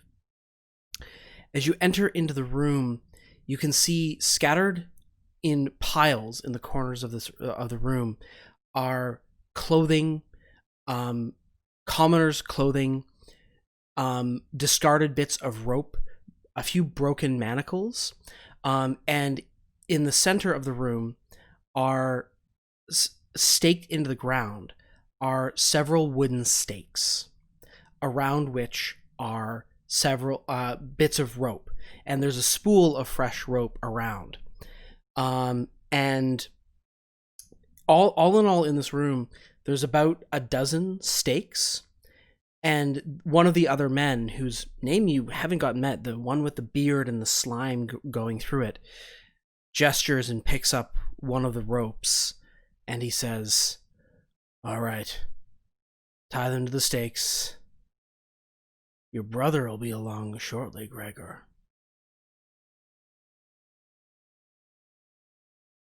I take Wilhelm and I start to bring him over to a And I'm going to take like stake. Donovan or something. And I tie it again loosely, so that way if he pulls on it, it looks tight, but he can get out. This is the room that you see up here. So again, this passageway leads out, and basically on the intersections here, and here in the center area are where the stakes are placed into the floor. So you're gonna put the 4 up, and Wilhelm with them. Okay. Oh. Now a few of the others have followed you as well up along this way. And the bearded man says, "Gregor, sounds like you've been through enough. I'll see to these ones. I'll see to it from here. You just, it's all good from now." It has been a journey. You said my brother is coming. You hear this clacking noise coming from the distance over here, and these large scratching footsteps. There's this clicking and kind of chomp of kind of crunching bone of some kind, and this slithering, slurping noise coming from the cavern beyond. That's my bro. It's just him. I tell in Wilhelm's mind, something's coming. He says, "All right." Be ready. The bearded man says, "All right, take the hoods off. I hope you got them gagged. I hate to hear them scream." The footsteps Wilhelm, draw near. Are you prepared? I as soon as I hear that they're gonna pull Rudy. our masks off, Rudy, give him his sword. I'm doing this telepathically. I actually go up to Wilhelm and I take off his hood, but I also slip him his rapier in front of him as I'm taking off his hood. I kick away and break out of the ropes the moment that this happens, and I go, "Aha! I was one of those people who infiltrated this this whole thing, I am one of those who had fell your comrades, and I have infiltrated your base alone. Ah, it You is you, devil. the one from before. How dare you infiltrate back. our lair? Not again. You're Okay, Rudy- both dashing and handsome. Rudy and Wrath make deception checks right now. 3. Oh no. Hey, 18. Okay. Oh no. The townsfolk look at each other confused. But the bearded man speaks out. Oh, don't you worry about it. Don't you worry about it, boy, at all. Because Jared here is going to handle you just fine. And coming down the rocky passageway, you see these lumbering limbs come forth out of the darkness. It is walking on 2 legs, but it is hunched over and massive, covered in shells and bits of insect-like plating. One of the legs looks like where its knee is, the knee of this creature, there is a human foot and splinters of bone, as if the base of this creature's leg had grown out of the back of the heel of a human foot. Human skin and bits of clothing are stretched across the outer shell of this creature, and in front of its chest, whatever passes for its chest, dangle uselessly a pair of human arms. For bursting out from its shoulders are these massive limbs that end in pincer-like claws, the source of the clicking and cracking sound. Beneath where the neck of the human body would have been, the head hangs, its lower jaw completely disappeared, and out from the mouth has come a mass of spined tentacles, writhing and gibbering, drooling with slime and this toxic sludge. The creature is massive. As you look forward, the remains of the human head are milk white, and the eyes twitch back and forth, rocking back and forth, just in what it can, as if the human body is a separate entity from whatever has burst forth from it. Roll for initiative. Not creepy at all.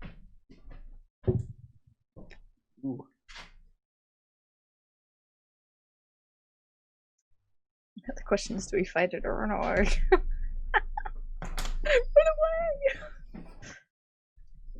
away! I forgot my initiative tower. No, I'm not fighting. Okay. Wilhelm, what do you got? I got a 12. You got a 12. You got some hot Yes. dice tonight, don't you? That's actually a low roll. I have a +7 to my initiative. I was being sarcastic. Oh, yes. Okay.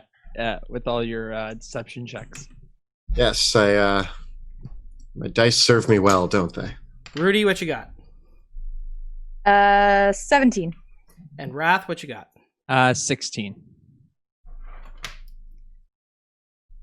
Oh, whoa, whoa, whoa, whoa.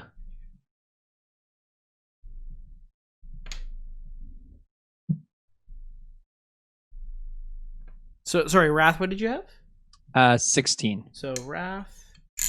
So, Rudy, Wilhelm's down there. Okay. Okay.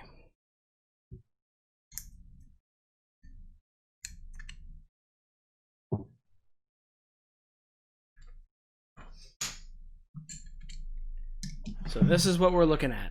We got Rudy going first, Wrath going, then Jared, Wrath, Wilhelm, and the rest of the townsfolk. Now, unfortunately, you guys have not been very convincing in your lies, and so you have not managed to catch this group by surprise. They were very suspicious of you and were at the ready. So I'm declaring no surprise whatsoever. It's just going to be a straight up fight. Is that why he wanted to take over my tying duties? Yes. And there's Jared right there. Come on, old man. Oh, good. Come on, old tongue man. Okay. So, Rudy, you are first up the draw. What's it going to be? I can't even make it to him.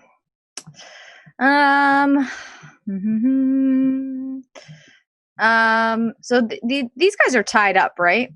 Yes, they're still tied up and their hoods are over them. And they're unarmed.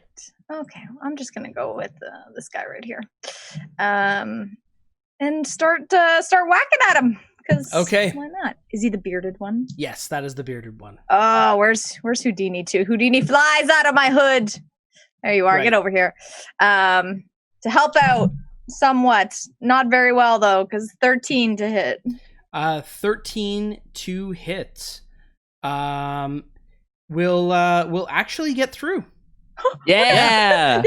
Yay! You hit an old man. You're doing it. Back at it, Rudy. 8 damage. Okay. Snapping into action, you rush forward and your axe cracks into the man's side, and he cries out, "Oh!" And this blue blood leaks out of him. Oh, Strange. no. Let's see if more of the blood is blue. Take another swipe at him. 12 to hit. Also a hit. Okay. 7 damage. And then bonus. Okay. We're gonna go for it again with the offhand. Oh yeah, that one's much better. 24 to hit. That is definitely a hit. And that's 10 damage. Slicing into this elderly man's flesh, he grunts, and his eyes glass over as almost a presence fills his body, and the wounds that you slash into him would have been grievous. You would have expected anyone to drop as you hear the snapping of his rib cage, but he's still standing. A ready stance. The massive creature Oh, no. lumbers forward.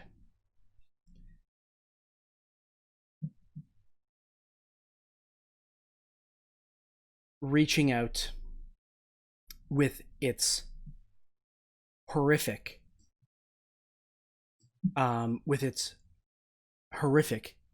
pincers. Jared?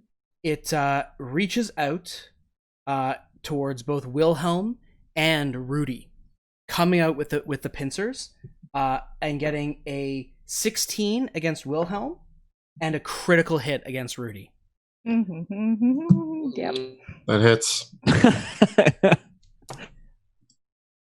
Wilhelm, you take 9 points of bludgeoning damage, and Rudy, the critical hit snaps into you, and you feel one of your ribs crack as the creature grabs you, and you take a total of 18 points of bludgeoning damage.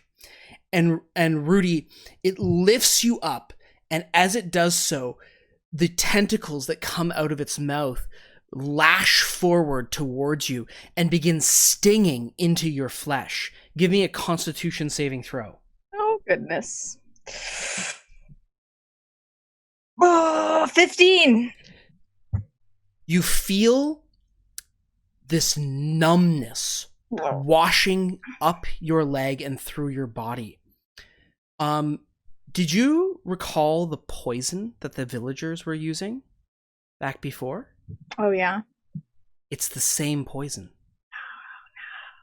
This is the one we gave you. You must have an immunity to it. Yeah. Right? Yeah. Oh yeah, you had this poison. Yeah, We that's right. gave You you did.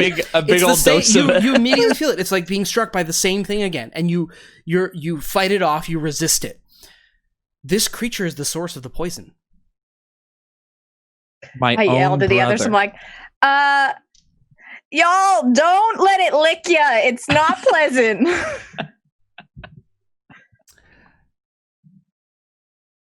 Wrath, it is your turn. Jared, put Rudy down. And you're better than this.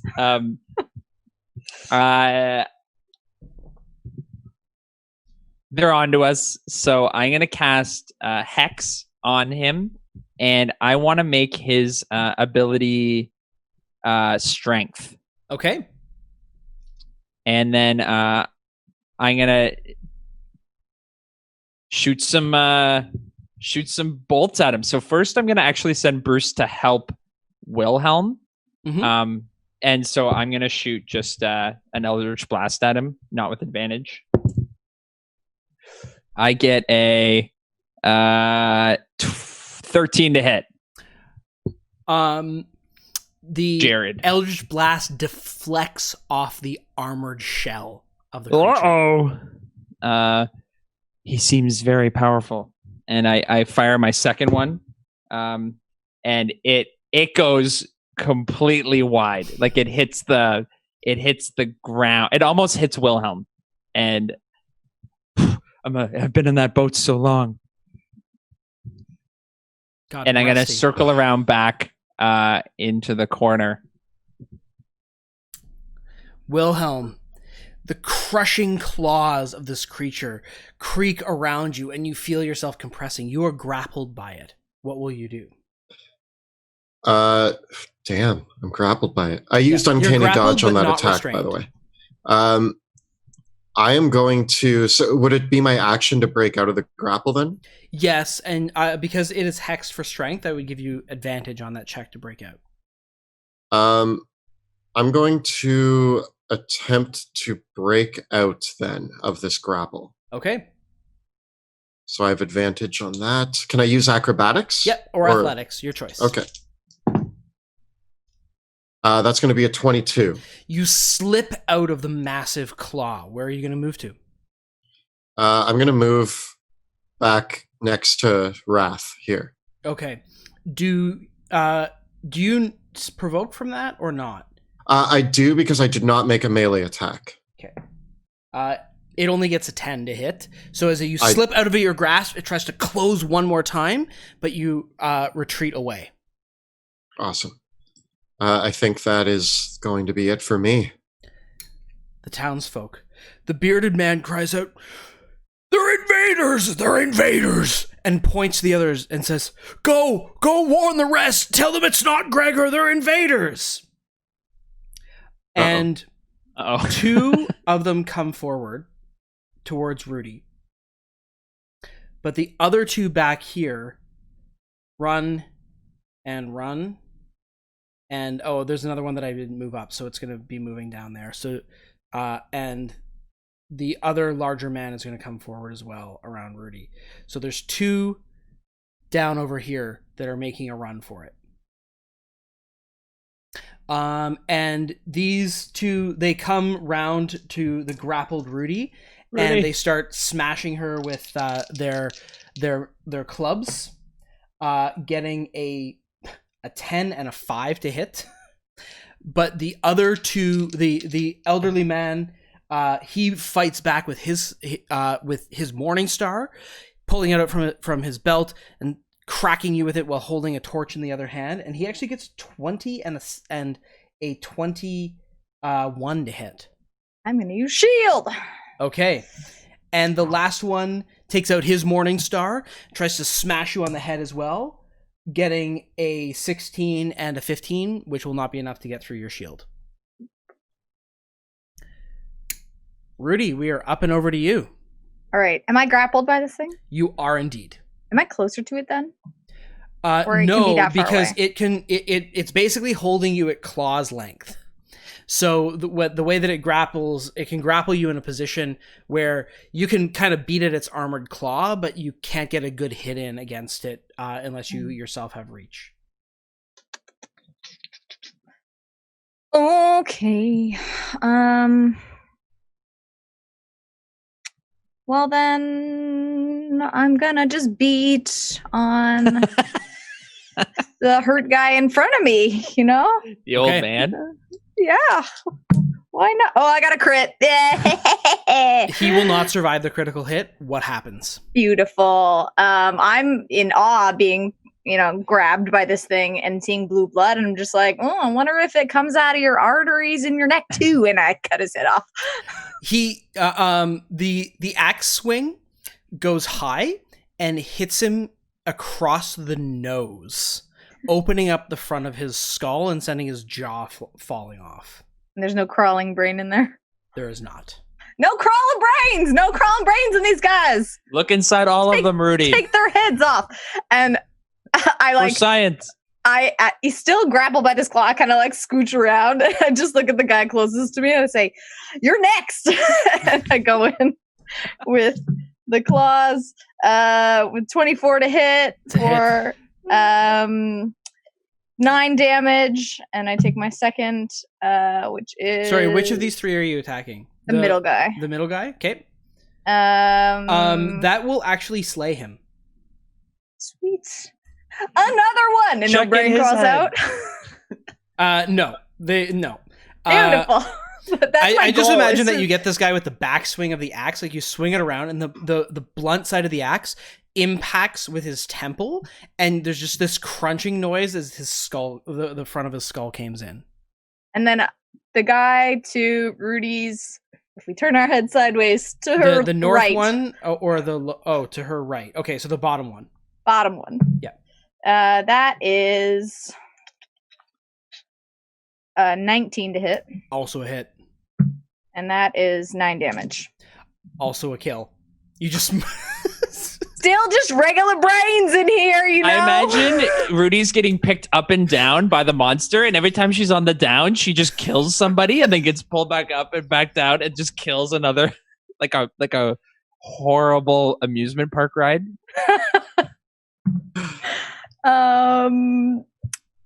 Yeah, that's that for now. Okay.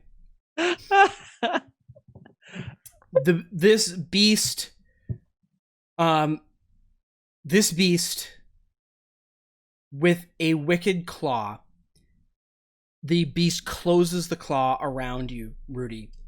And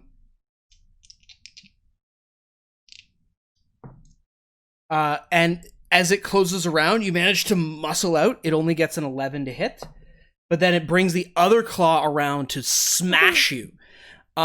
But this time it only gets a 10 to hit as well. So it basically tries to take you, it tries to hold you in the claw, hold you close, and just kind of baff, smash you together in between its two claws. But you manage to block it and push back with your arms in a fantastic feat of strength. Yeah. That said, as it does so, it still tries to wrap its tentacles around you. And give me another Constitution saving throw. However, because you've been subjected to the poison before, you can do so with advantage. The advantage? Yep. 17. That is enough to ward it off. It tickles and I don't like it. The horrible tentacles extend from it like tendrils, and they're wrapping around your legs and arms, trying to find any bit of flesh to sting you, to inject this poison into you. Y'all come on out of the corner now and help me out a little bit. Rudy, you got this. Wrath, it is your turn. This time, I continue to have Bruce help with Wilhelm, and I'm going to take my shots. So first Eldritch Blast, I send another one, getting a 12 to hit. It deflects off the creature. Oh, I'm struggling. Okay. Another 12. I am. I don't know what to tell you, man. Whiffed it. man. These aren't working. My hands, they are broken. And I'm just gonna stay in this corner. Okay. Rudy, continue to investigate now Jared's brain. I'll do my best. Take out the Wilhelm, little ones, and it is your turn. and then I'll get the big one. If I run here, Yep. can I see the two men running away? You can, but I think I'm gonna have to give them cover from your shots. So yeah, you would be able to see them, but they're definitely gonna have cover. So I'll give them +2 to their AC. I'm going to attempt it anyway. Can Bruce help me with this, or is that not possible? No, he helped you with the chill. Oh, it's okay. Yeah, sorry, I thought you might have attacked it. No, I'm leaving that one for you. You're doing a great job. Oh, I'm trying to make sure that nobody alerts anybody. So I'm going to attempt to shoot at the one on the right. All right, trick first. shot. Bounce it off the ceiling. I'm going to use a luck point.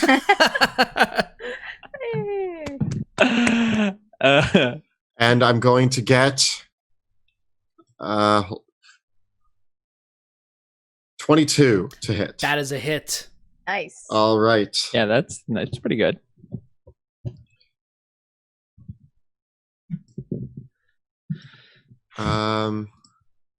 I can't use any sneak attack on that though. Darn. So that's going to be 9 damage. The bolt strikes the man in the neck, and he falls over dead. Perfect aim as usual. And I aim for the second one. Ooh, 17 plus 7. So I'm assuming that's going to be a hit as well. Doing another 8 damage. The shot strikes the man about where, like, through the back, about where his heart would, and he stumbles for a moment, but keeps running. Come on. I With 1 hit point. yeah. I shoot him, and when he doesn't go down, I like quickly try to like get another bolt into my crossbow, but by the time I look up, he's behind cover. And that's going to be, I believe, my whole turn. The last man flees, dashing and stumbling forward into the shadows. Sorry, guys. And the other surviving one bashes you over the back of the head, Wilhelm, getting a 12 and a 9 to hit. I sense it coming, and I flip my cape in his face, distracting him.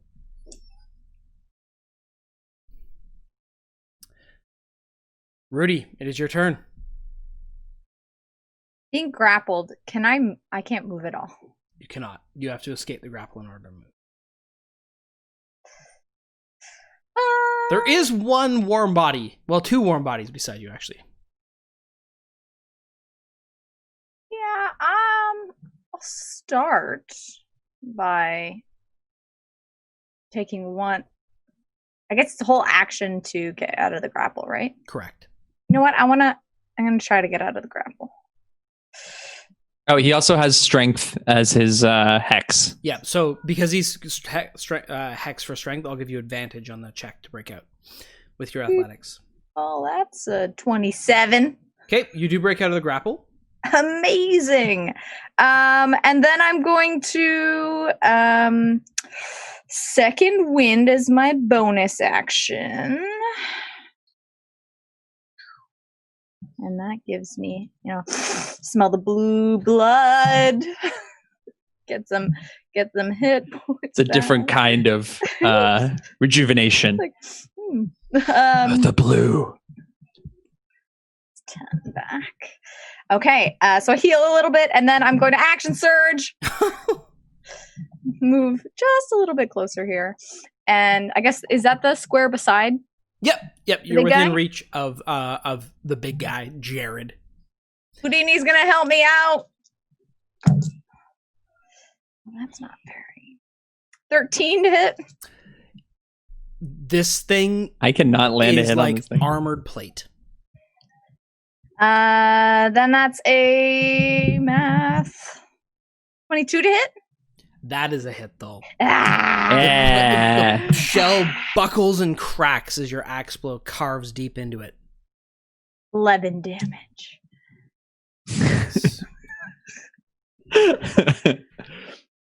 You second wind, action surged, attack twice. That's all there is to it. Anything else? That's a turn. That's it. Okay.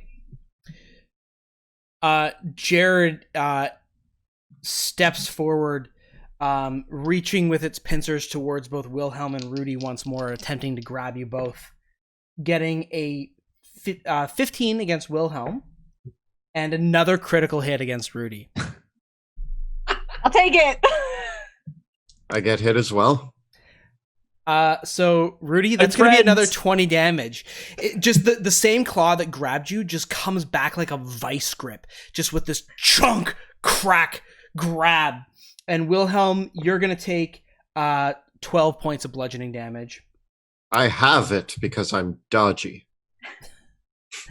And Rudy, once again, the tentacled mass wraps its way around you. Constitution saving throw. 23. Ah. So then you'd be paralyzed, and then I crit you automatically. I guess I should have tried to paralyze Wilhelm instead. No. I'm too strengthy and wearing lots of armor. I can't really find. It just sees the blood seeping out of you and goes like it thinks that you're wounded because it's hit you so hard that it can like knock you out. Cool. Wrath, it is your turn. This time, You can do it. Note for y'all, don't forget you got to update your hit points in both D&D Beyond and in Roll20. Let me. feeling invigorated, I call upon Bruce to guide. This is why I have not had my master present. I call upon Bruce to guide my first Eldritch Blast towards the awful creature. Getting a 25 to hit. Finally, oh my, you strike true. Jeez Louise. Okay, and then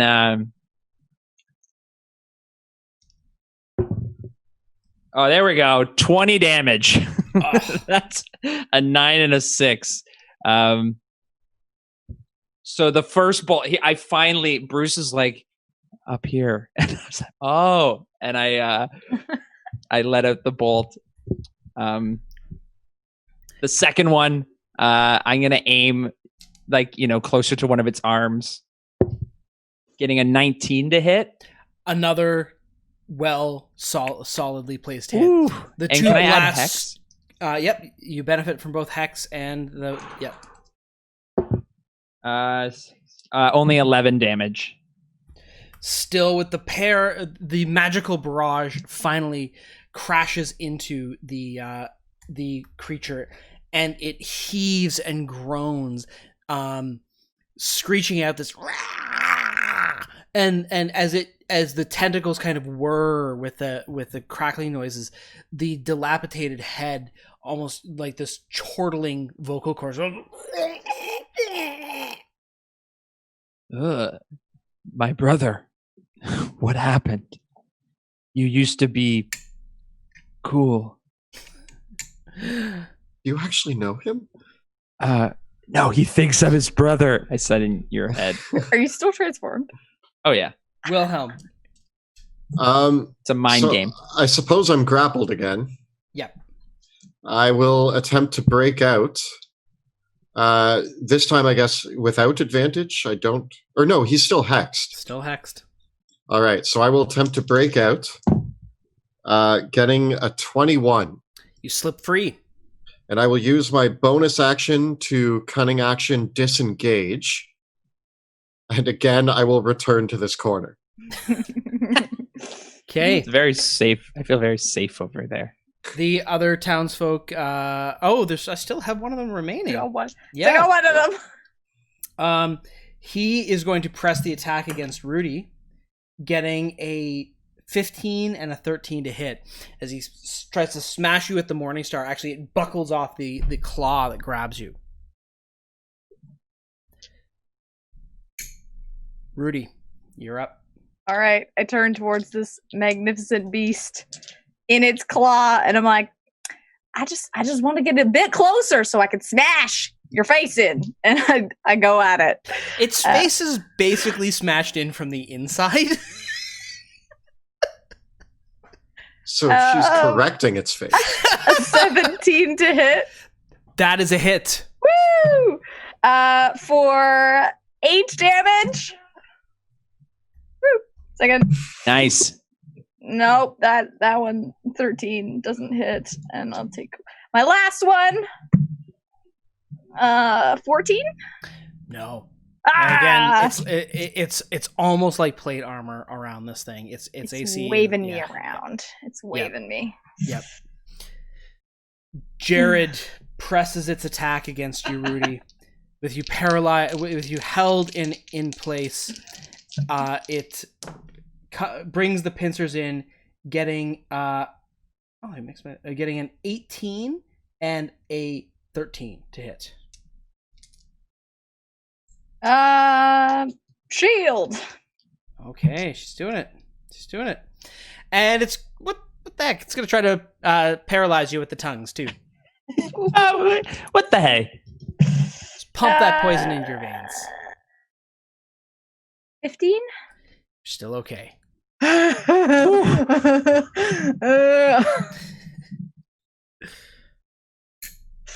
Fine. Wrath. This Probably time enough poison at this point to put down like an elephant. I'm just really happy I increased my constitution. Yeah. I get Bruce. Bruce is gonna help Wilhelm. Bruce.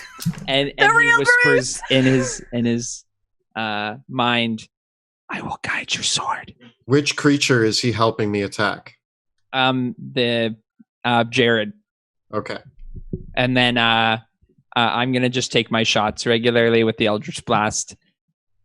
Bruce has given me the confidence to 21 to hit. Yes.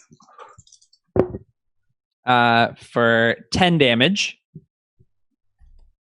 And the second shot, a 19 to hit for 14 damage. The magical blast send pieces of its armored shell flying off, exposing the mutated underbelly of the creature. And that's my term. Get him, Wilhelm. You can do it. Important question.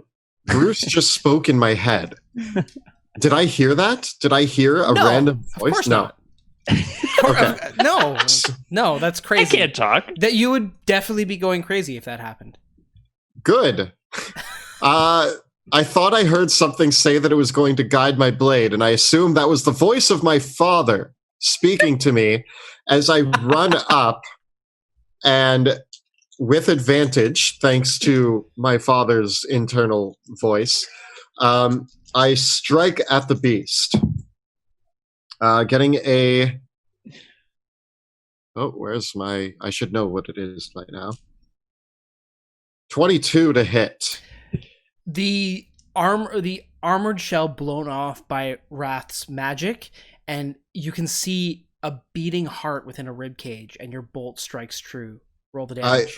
I'm going with my rapier. I actually run up to it, and what I imagine is it goes to pincer me, and I jump and land on its claw and drive the blade into its open heart, doing 8 damage. What about sneak attack? Yeah. Oh, yes. Never mind. Doing 8 damage. We know how Your to play our friend is- characters, everybody. your- We're Yeah, we know what we're doing. We're pro doing- D&Ders. Doing I'm striking 22 it in its claw. damage. Driving your rapier into the beast's heart. You pull it out, and the heart is like beating on the end of your rapier like a skewer at a barbecue. And the creature just slobbers and collapses and dies. And I stand on its body, and I turn to the last man there. And I pull out my crossbow and fire. I don't even say anything. There's no fun one-liner here. I just fire at him. You just shoot him. I just shoot him. Getting 23 to hit. It's a hit. Doing 6 damage. The wound grazes him, and he tries to disengage and run. Rudy, it's your turn. Oh, he's not getting away. How far is he? I can reach him, right? Yep. Something like that. Oh yeah. Oh yeah. Here comes Rudy barreling down after being held by these claws. Like, nope, you ain't getting that far. And Houdini flies along. Come on, Houdini. Good job. Just roll 20, all your two- hits first, then roll the damage. 22, 22, 20. Okay. With all 3 hitting, I think you chase this guy down the hallway, and like We hear in the other room. like you know what happens to somebody who like tries to harm the cubs of a mama bear, and that bear just chases after them and mauls them horrifically? That, but to this guy. It's the scene from The Revenant. That guy's Leonardo DiCaprio. He doesn't make it. He doesn't make Yeah, it. he doesn't. He does not win the Oscar. He does not. No, he- no Oscar for him. So you've still got Lud's, Hans, and Donovan tied up, and they've been like screaming this whole time on the stakes. The quiet Replace their hoods. comes back over. What are you gonna do? One of them got away. We're going to have company soon. Replace their hoods, and I don the guise of an old man with a blue tongue, and And a gross beard. a really gross beard, which Should is I a stretch hide? for me. Should I hide? I mean, Two of you, if you can. They will be coming to investigate Jared and us. do the guys who ran away see you die? No, I don't think so. I think they were I already out of the room, right? There's a lot of blood everywhere in this room, I'm gonna take some and blood. like the dead body of a horrible monster. You know what? Okay, quick thinking. If I hide, you can say that I got loose, killed a bunch of them, and ran away. Well, I'm coming with you. All right, over here, and I'm going to And come hide. I actually pick up the old man's mangled body that Wrath is imitating. I'm like, we'll bring this one with us. We'll leave the others. I'm gonna take some of his blood, and I I guess there's a torch. Like the old man had a torch that was lit that's illuminating this room on the ground, but I there's guess no we other have light. another one. We have another torch too. Oh yeah, It might that's be right. out. You do. we it was a mess. All right. So I've ran and hid in this little cavern that the monster came out of. Rudy, are you coming with? Yes, and also when we get there, can I take a greater healing potion? Yep. I need it. So Can I? this is what you see. I'm gonna show you all some more here because this area is quite large. So as you come in here and the bits of light all sort of start refracting around in this area, you can see that. Do it. There you go. Okay, that this is connected, right? You can see that these two Mhm. rooms are connected by this ruin, and this underground here is a massive, a pretty large underground lake. And as the light shimmers, the water glows very faintly. So as you once you're kind of out of this dark sort of purplish area, this area here is just a little bit illuminated in dim light. And so you can see that this that the water itself is kind of glowing with a sort of bluish, purplish, greenish glow. And there's a trail that comes up from the tunnel down to the pool over here that you can see. And so the two of you are going to hide there. Yes. And you brought the body of the man. Yes. The old man. Wrath is but you left the other impersonating. bodies there, including the body of the horrible monster. Mm-hmm. Yes. And where are Houdini and Bruce going to go? Houdini's gonna come with me. Bruce is going to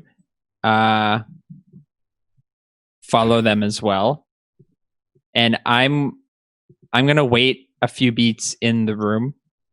I want to just see if there's sounds of like people coming to investigate the horrible crimes that have happened. Should we take out Lude's hands and Donovan? I'm gonna replace the hoods. They're still gagged. They're still tied up. Although they might investigate that, but And they got 3 more guys. Okay. it's too late. I don't know. Okay. Let's see if We'll leave them for now.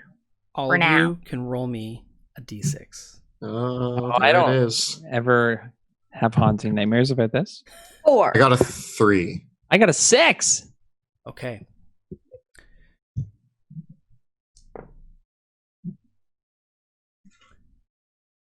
Several minutes pass. 3 minutes to be exact. And a short while later, there is a clamor as you hear the footsteps of several people coming from the south.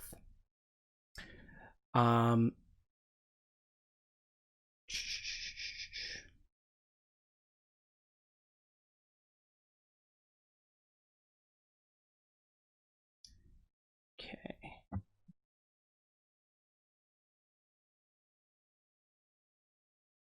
I'm going to be standing in the middle of the room, covered in old man blood, amongst some monster bits of Jared. Okay. Sounds good to me. Just getting all the folk that I need. Good. Okay. Coming up from the hall.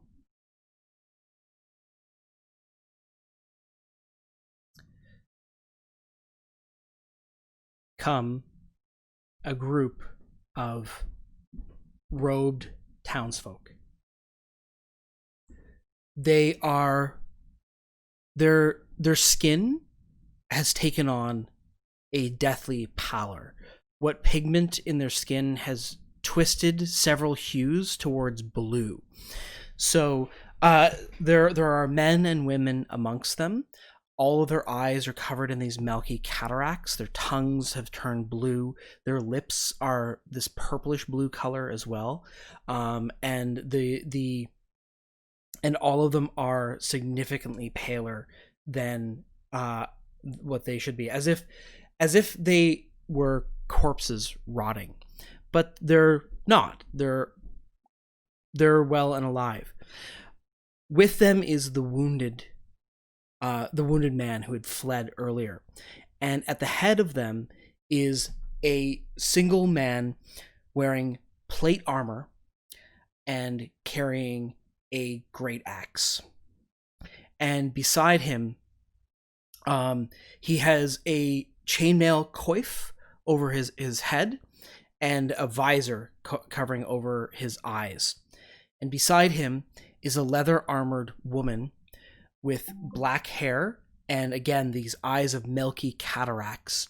And her skin itself is basically translucent, and you can see white muscle underneath. Like milk, like the skin has turned translucent, and the muscles underneath are no longer like red meat, but like milky white fibers, almost like the way that fish flesh is white after it's cooked. Strange. And they come into the room, and they walk past the stairs, and they walk towards. I yell in blue tongue old man. In Help! In blue tongue old man. What was his name?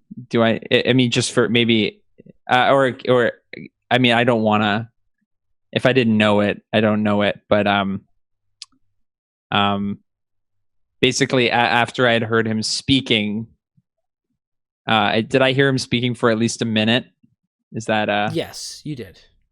So I'm going to use my actor feat and donning his disguise. They went this way. The intruder. The intruder. Yeah, there it is. The intruder. They killed Jared and they ran off. They had help. After them quickly. And I'm pointing down the empty hallway. Okay.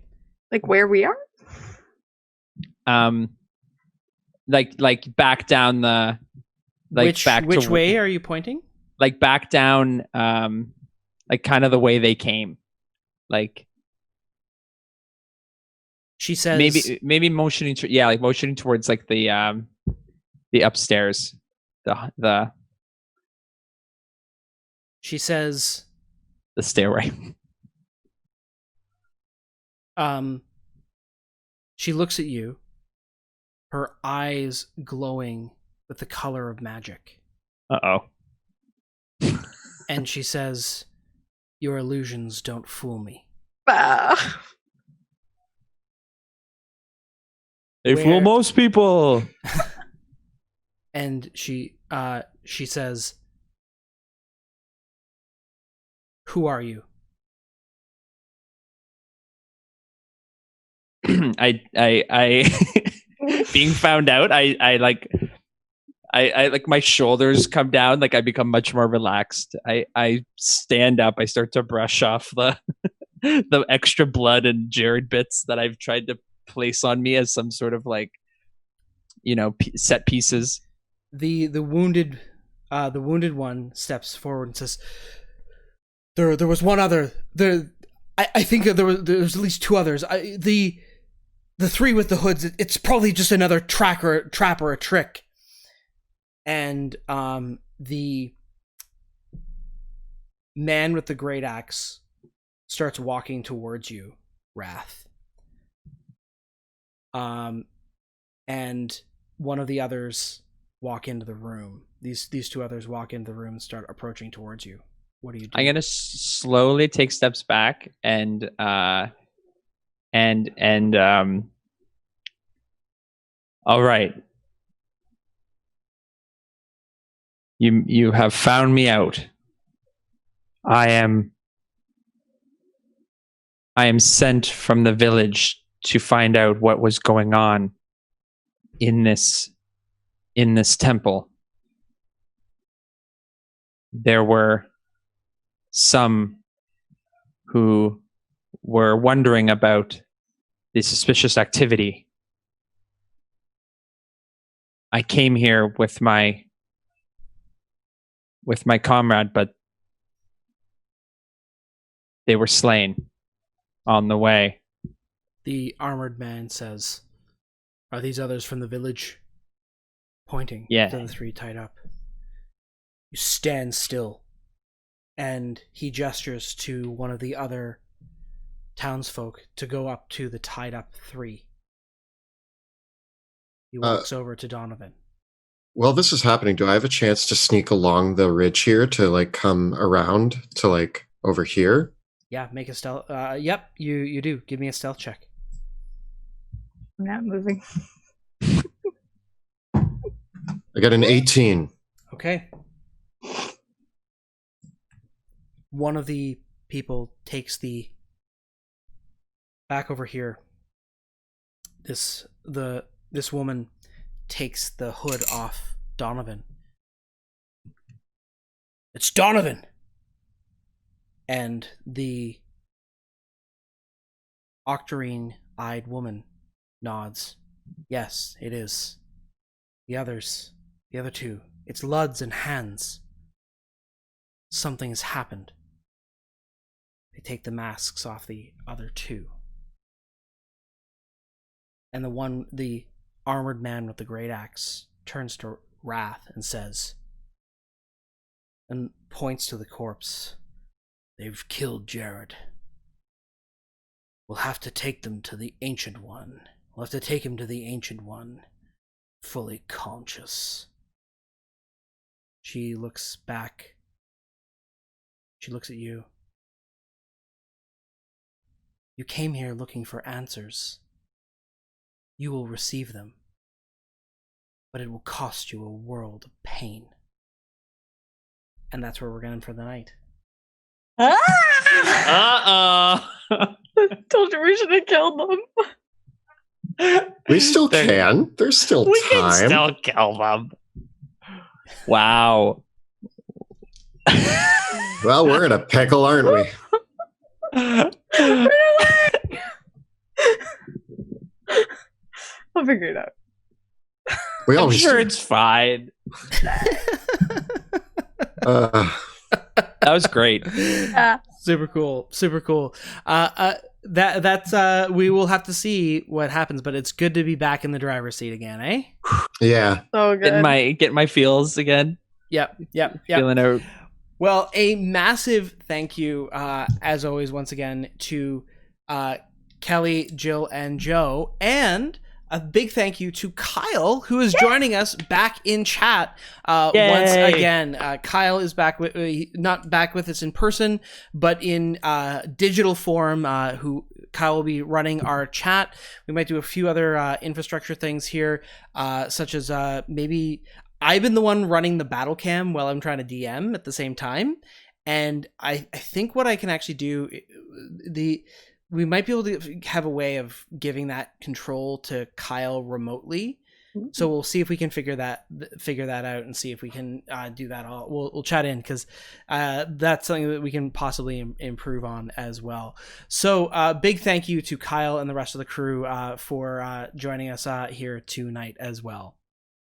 And a huge thank you to our Dungeon Master, Monty Martin, for running a great online game and putting us through peril and near-death experiences every day that we play. Thank you for running such a great game.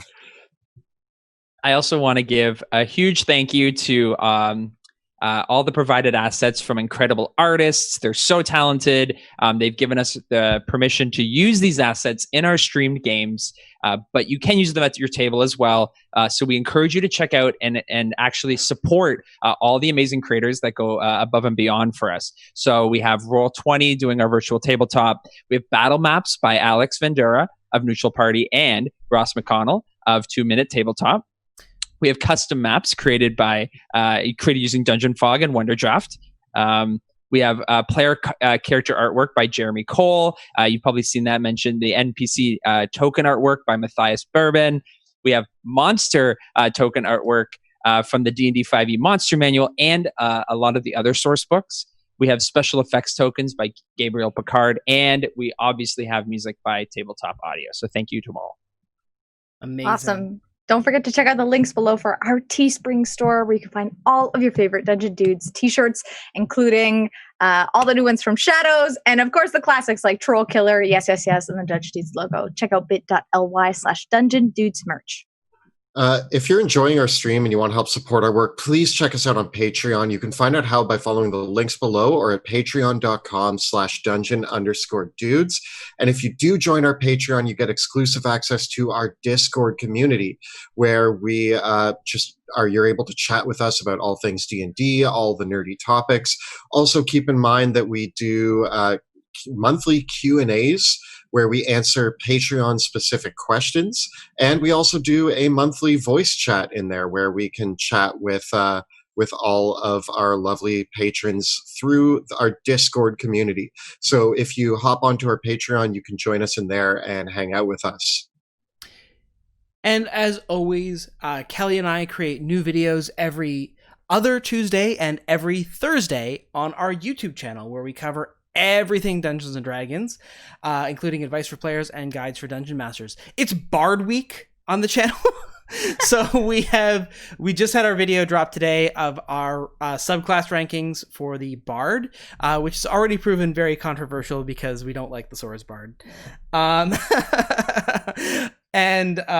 then on Thursday, we're going to have our video where Kelly and I talk about our top high-level Bard spells. So if you're building a Bard, you want to roll up a Bard in Dungeons & Dragons 5th edition, check out those videos this week that'll be dropping, and and that are already available now as well.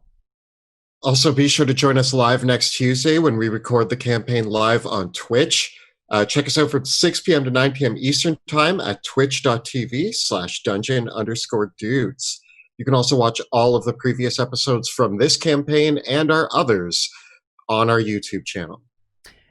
Thank you so much for watching, and we will see you next time. Before we go, we have a special announcement. We forgot. That's right. Yes. Oh, yes, to announce Thank you for some special news that we have going on. One more thing.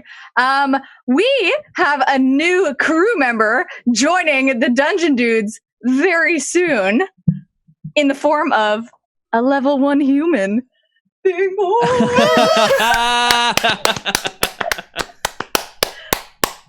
So exciting. Currently growing a level 1 human. Who knows what their class will be when they get older. But wanted to announce to all of you that me and my husband are expecting a little human in the next coming months. So congratulations a again. Massive congratulations. Congratulations. To you, Jill. Amazing. What if it's a tiefling? Who knows? Be anything, any character you want to roll is all good by me. Future dungeon delver for sure. Yeah. A big congratulations, Jill. We're so excited for that. So yeah, amazing. Yes, indeed. With that, then I think is that all the cool stuff that we need to say? What a show! I think so. It feels so good to be back. Yes. Thank you all so much for watching, and we will see you next time in the shadows of Drakkenheim.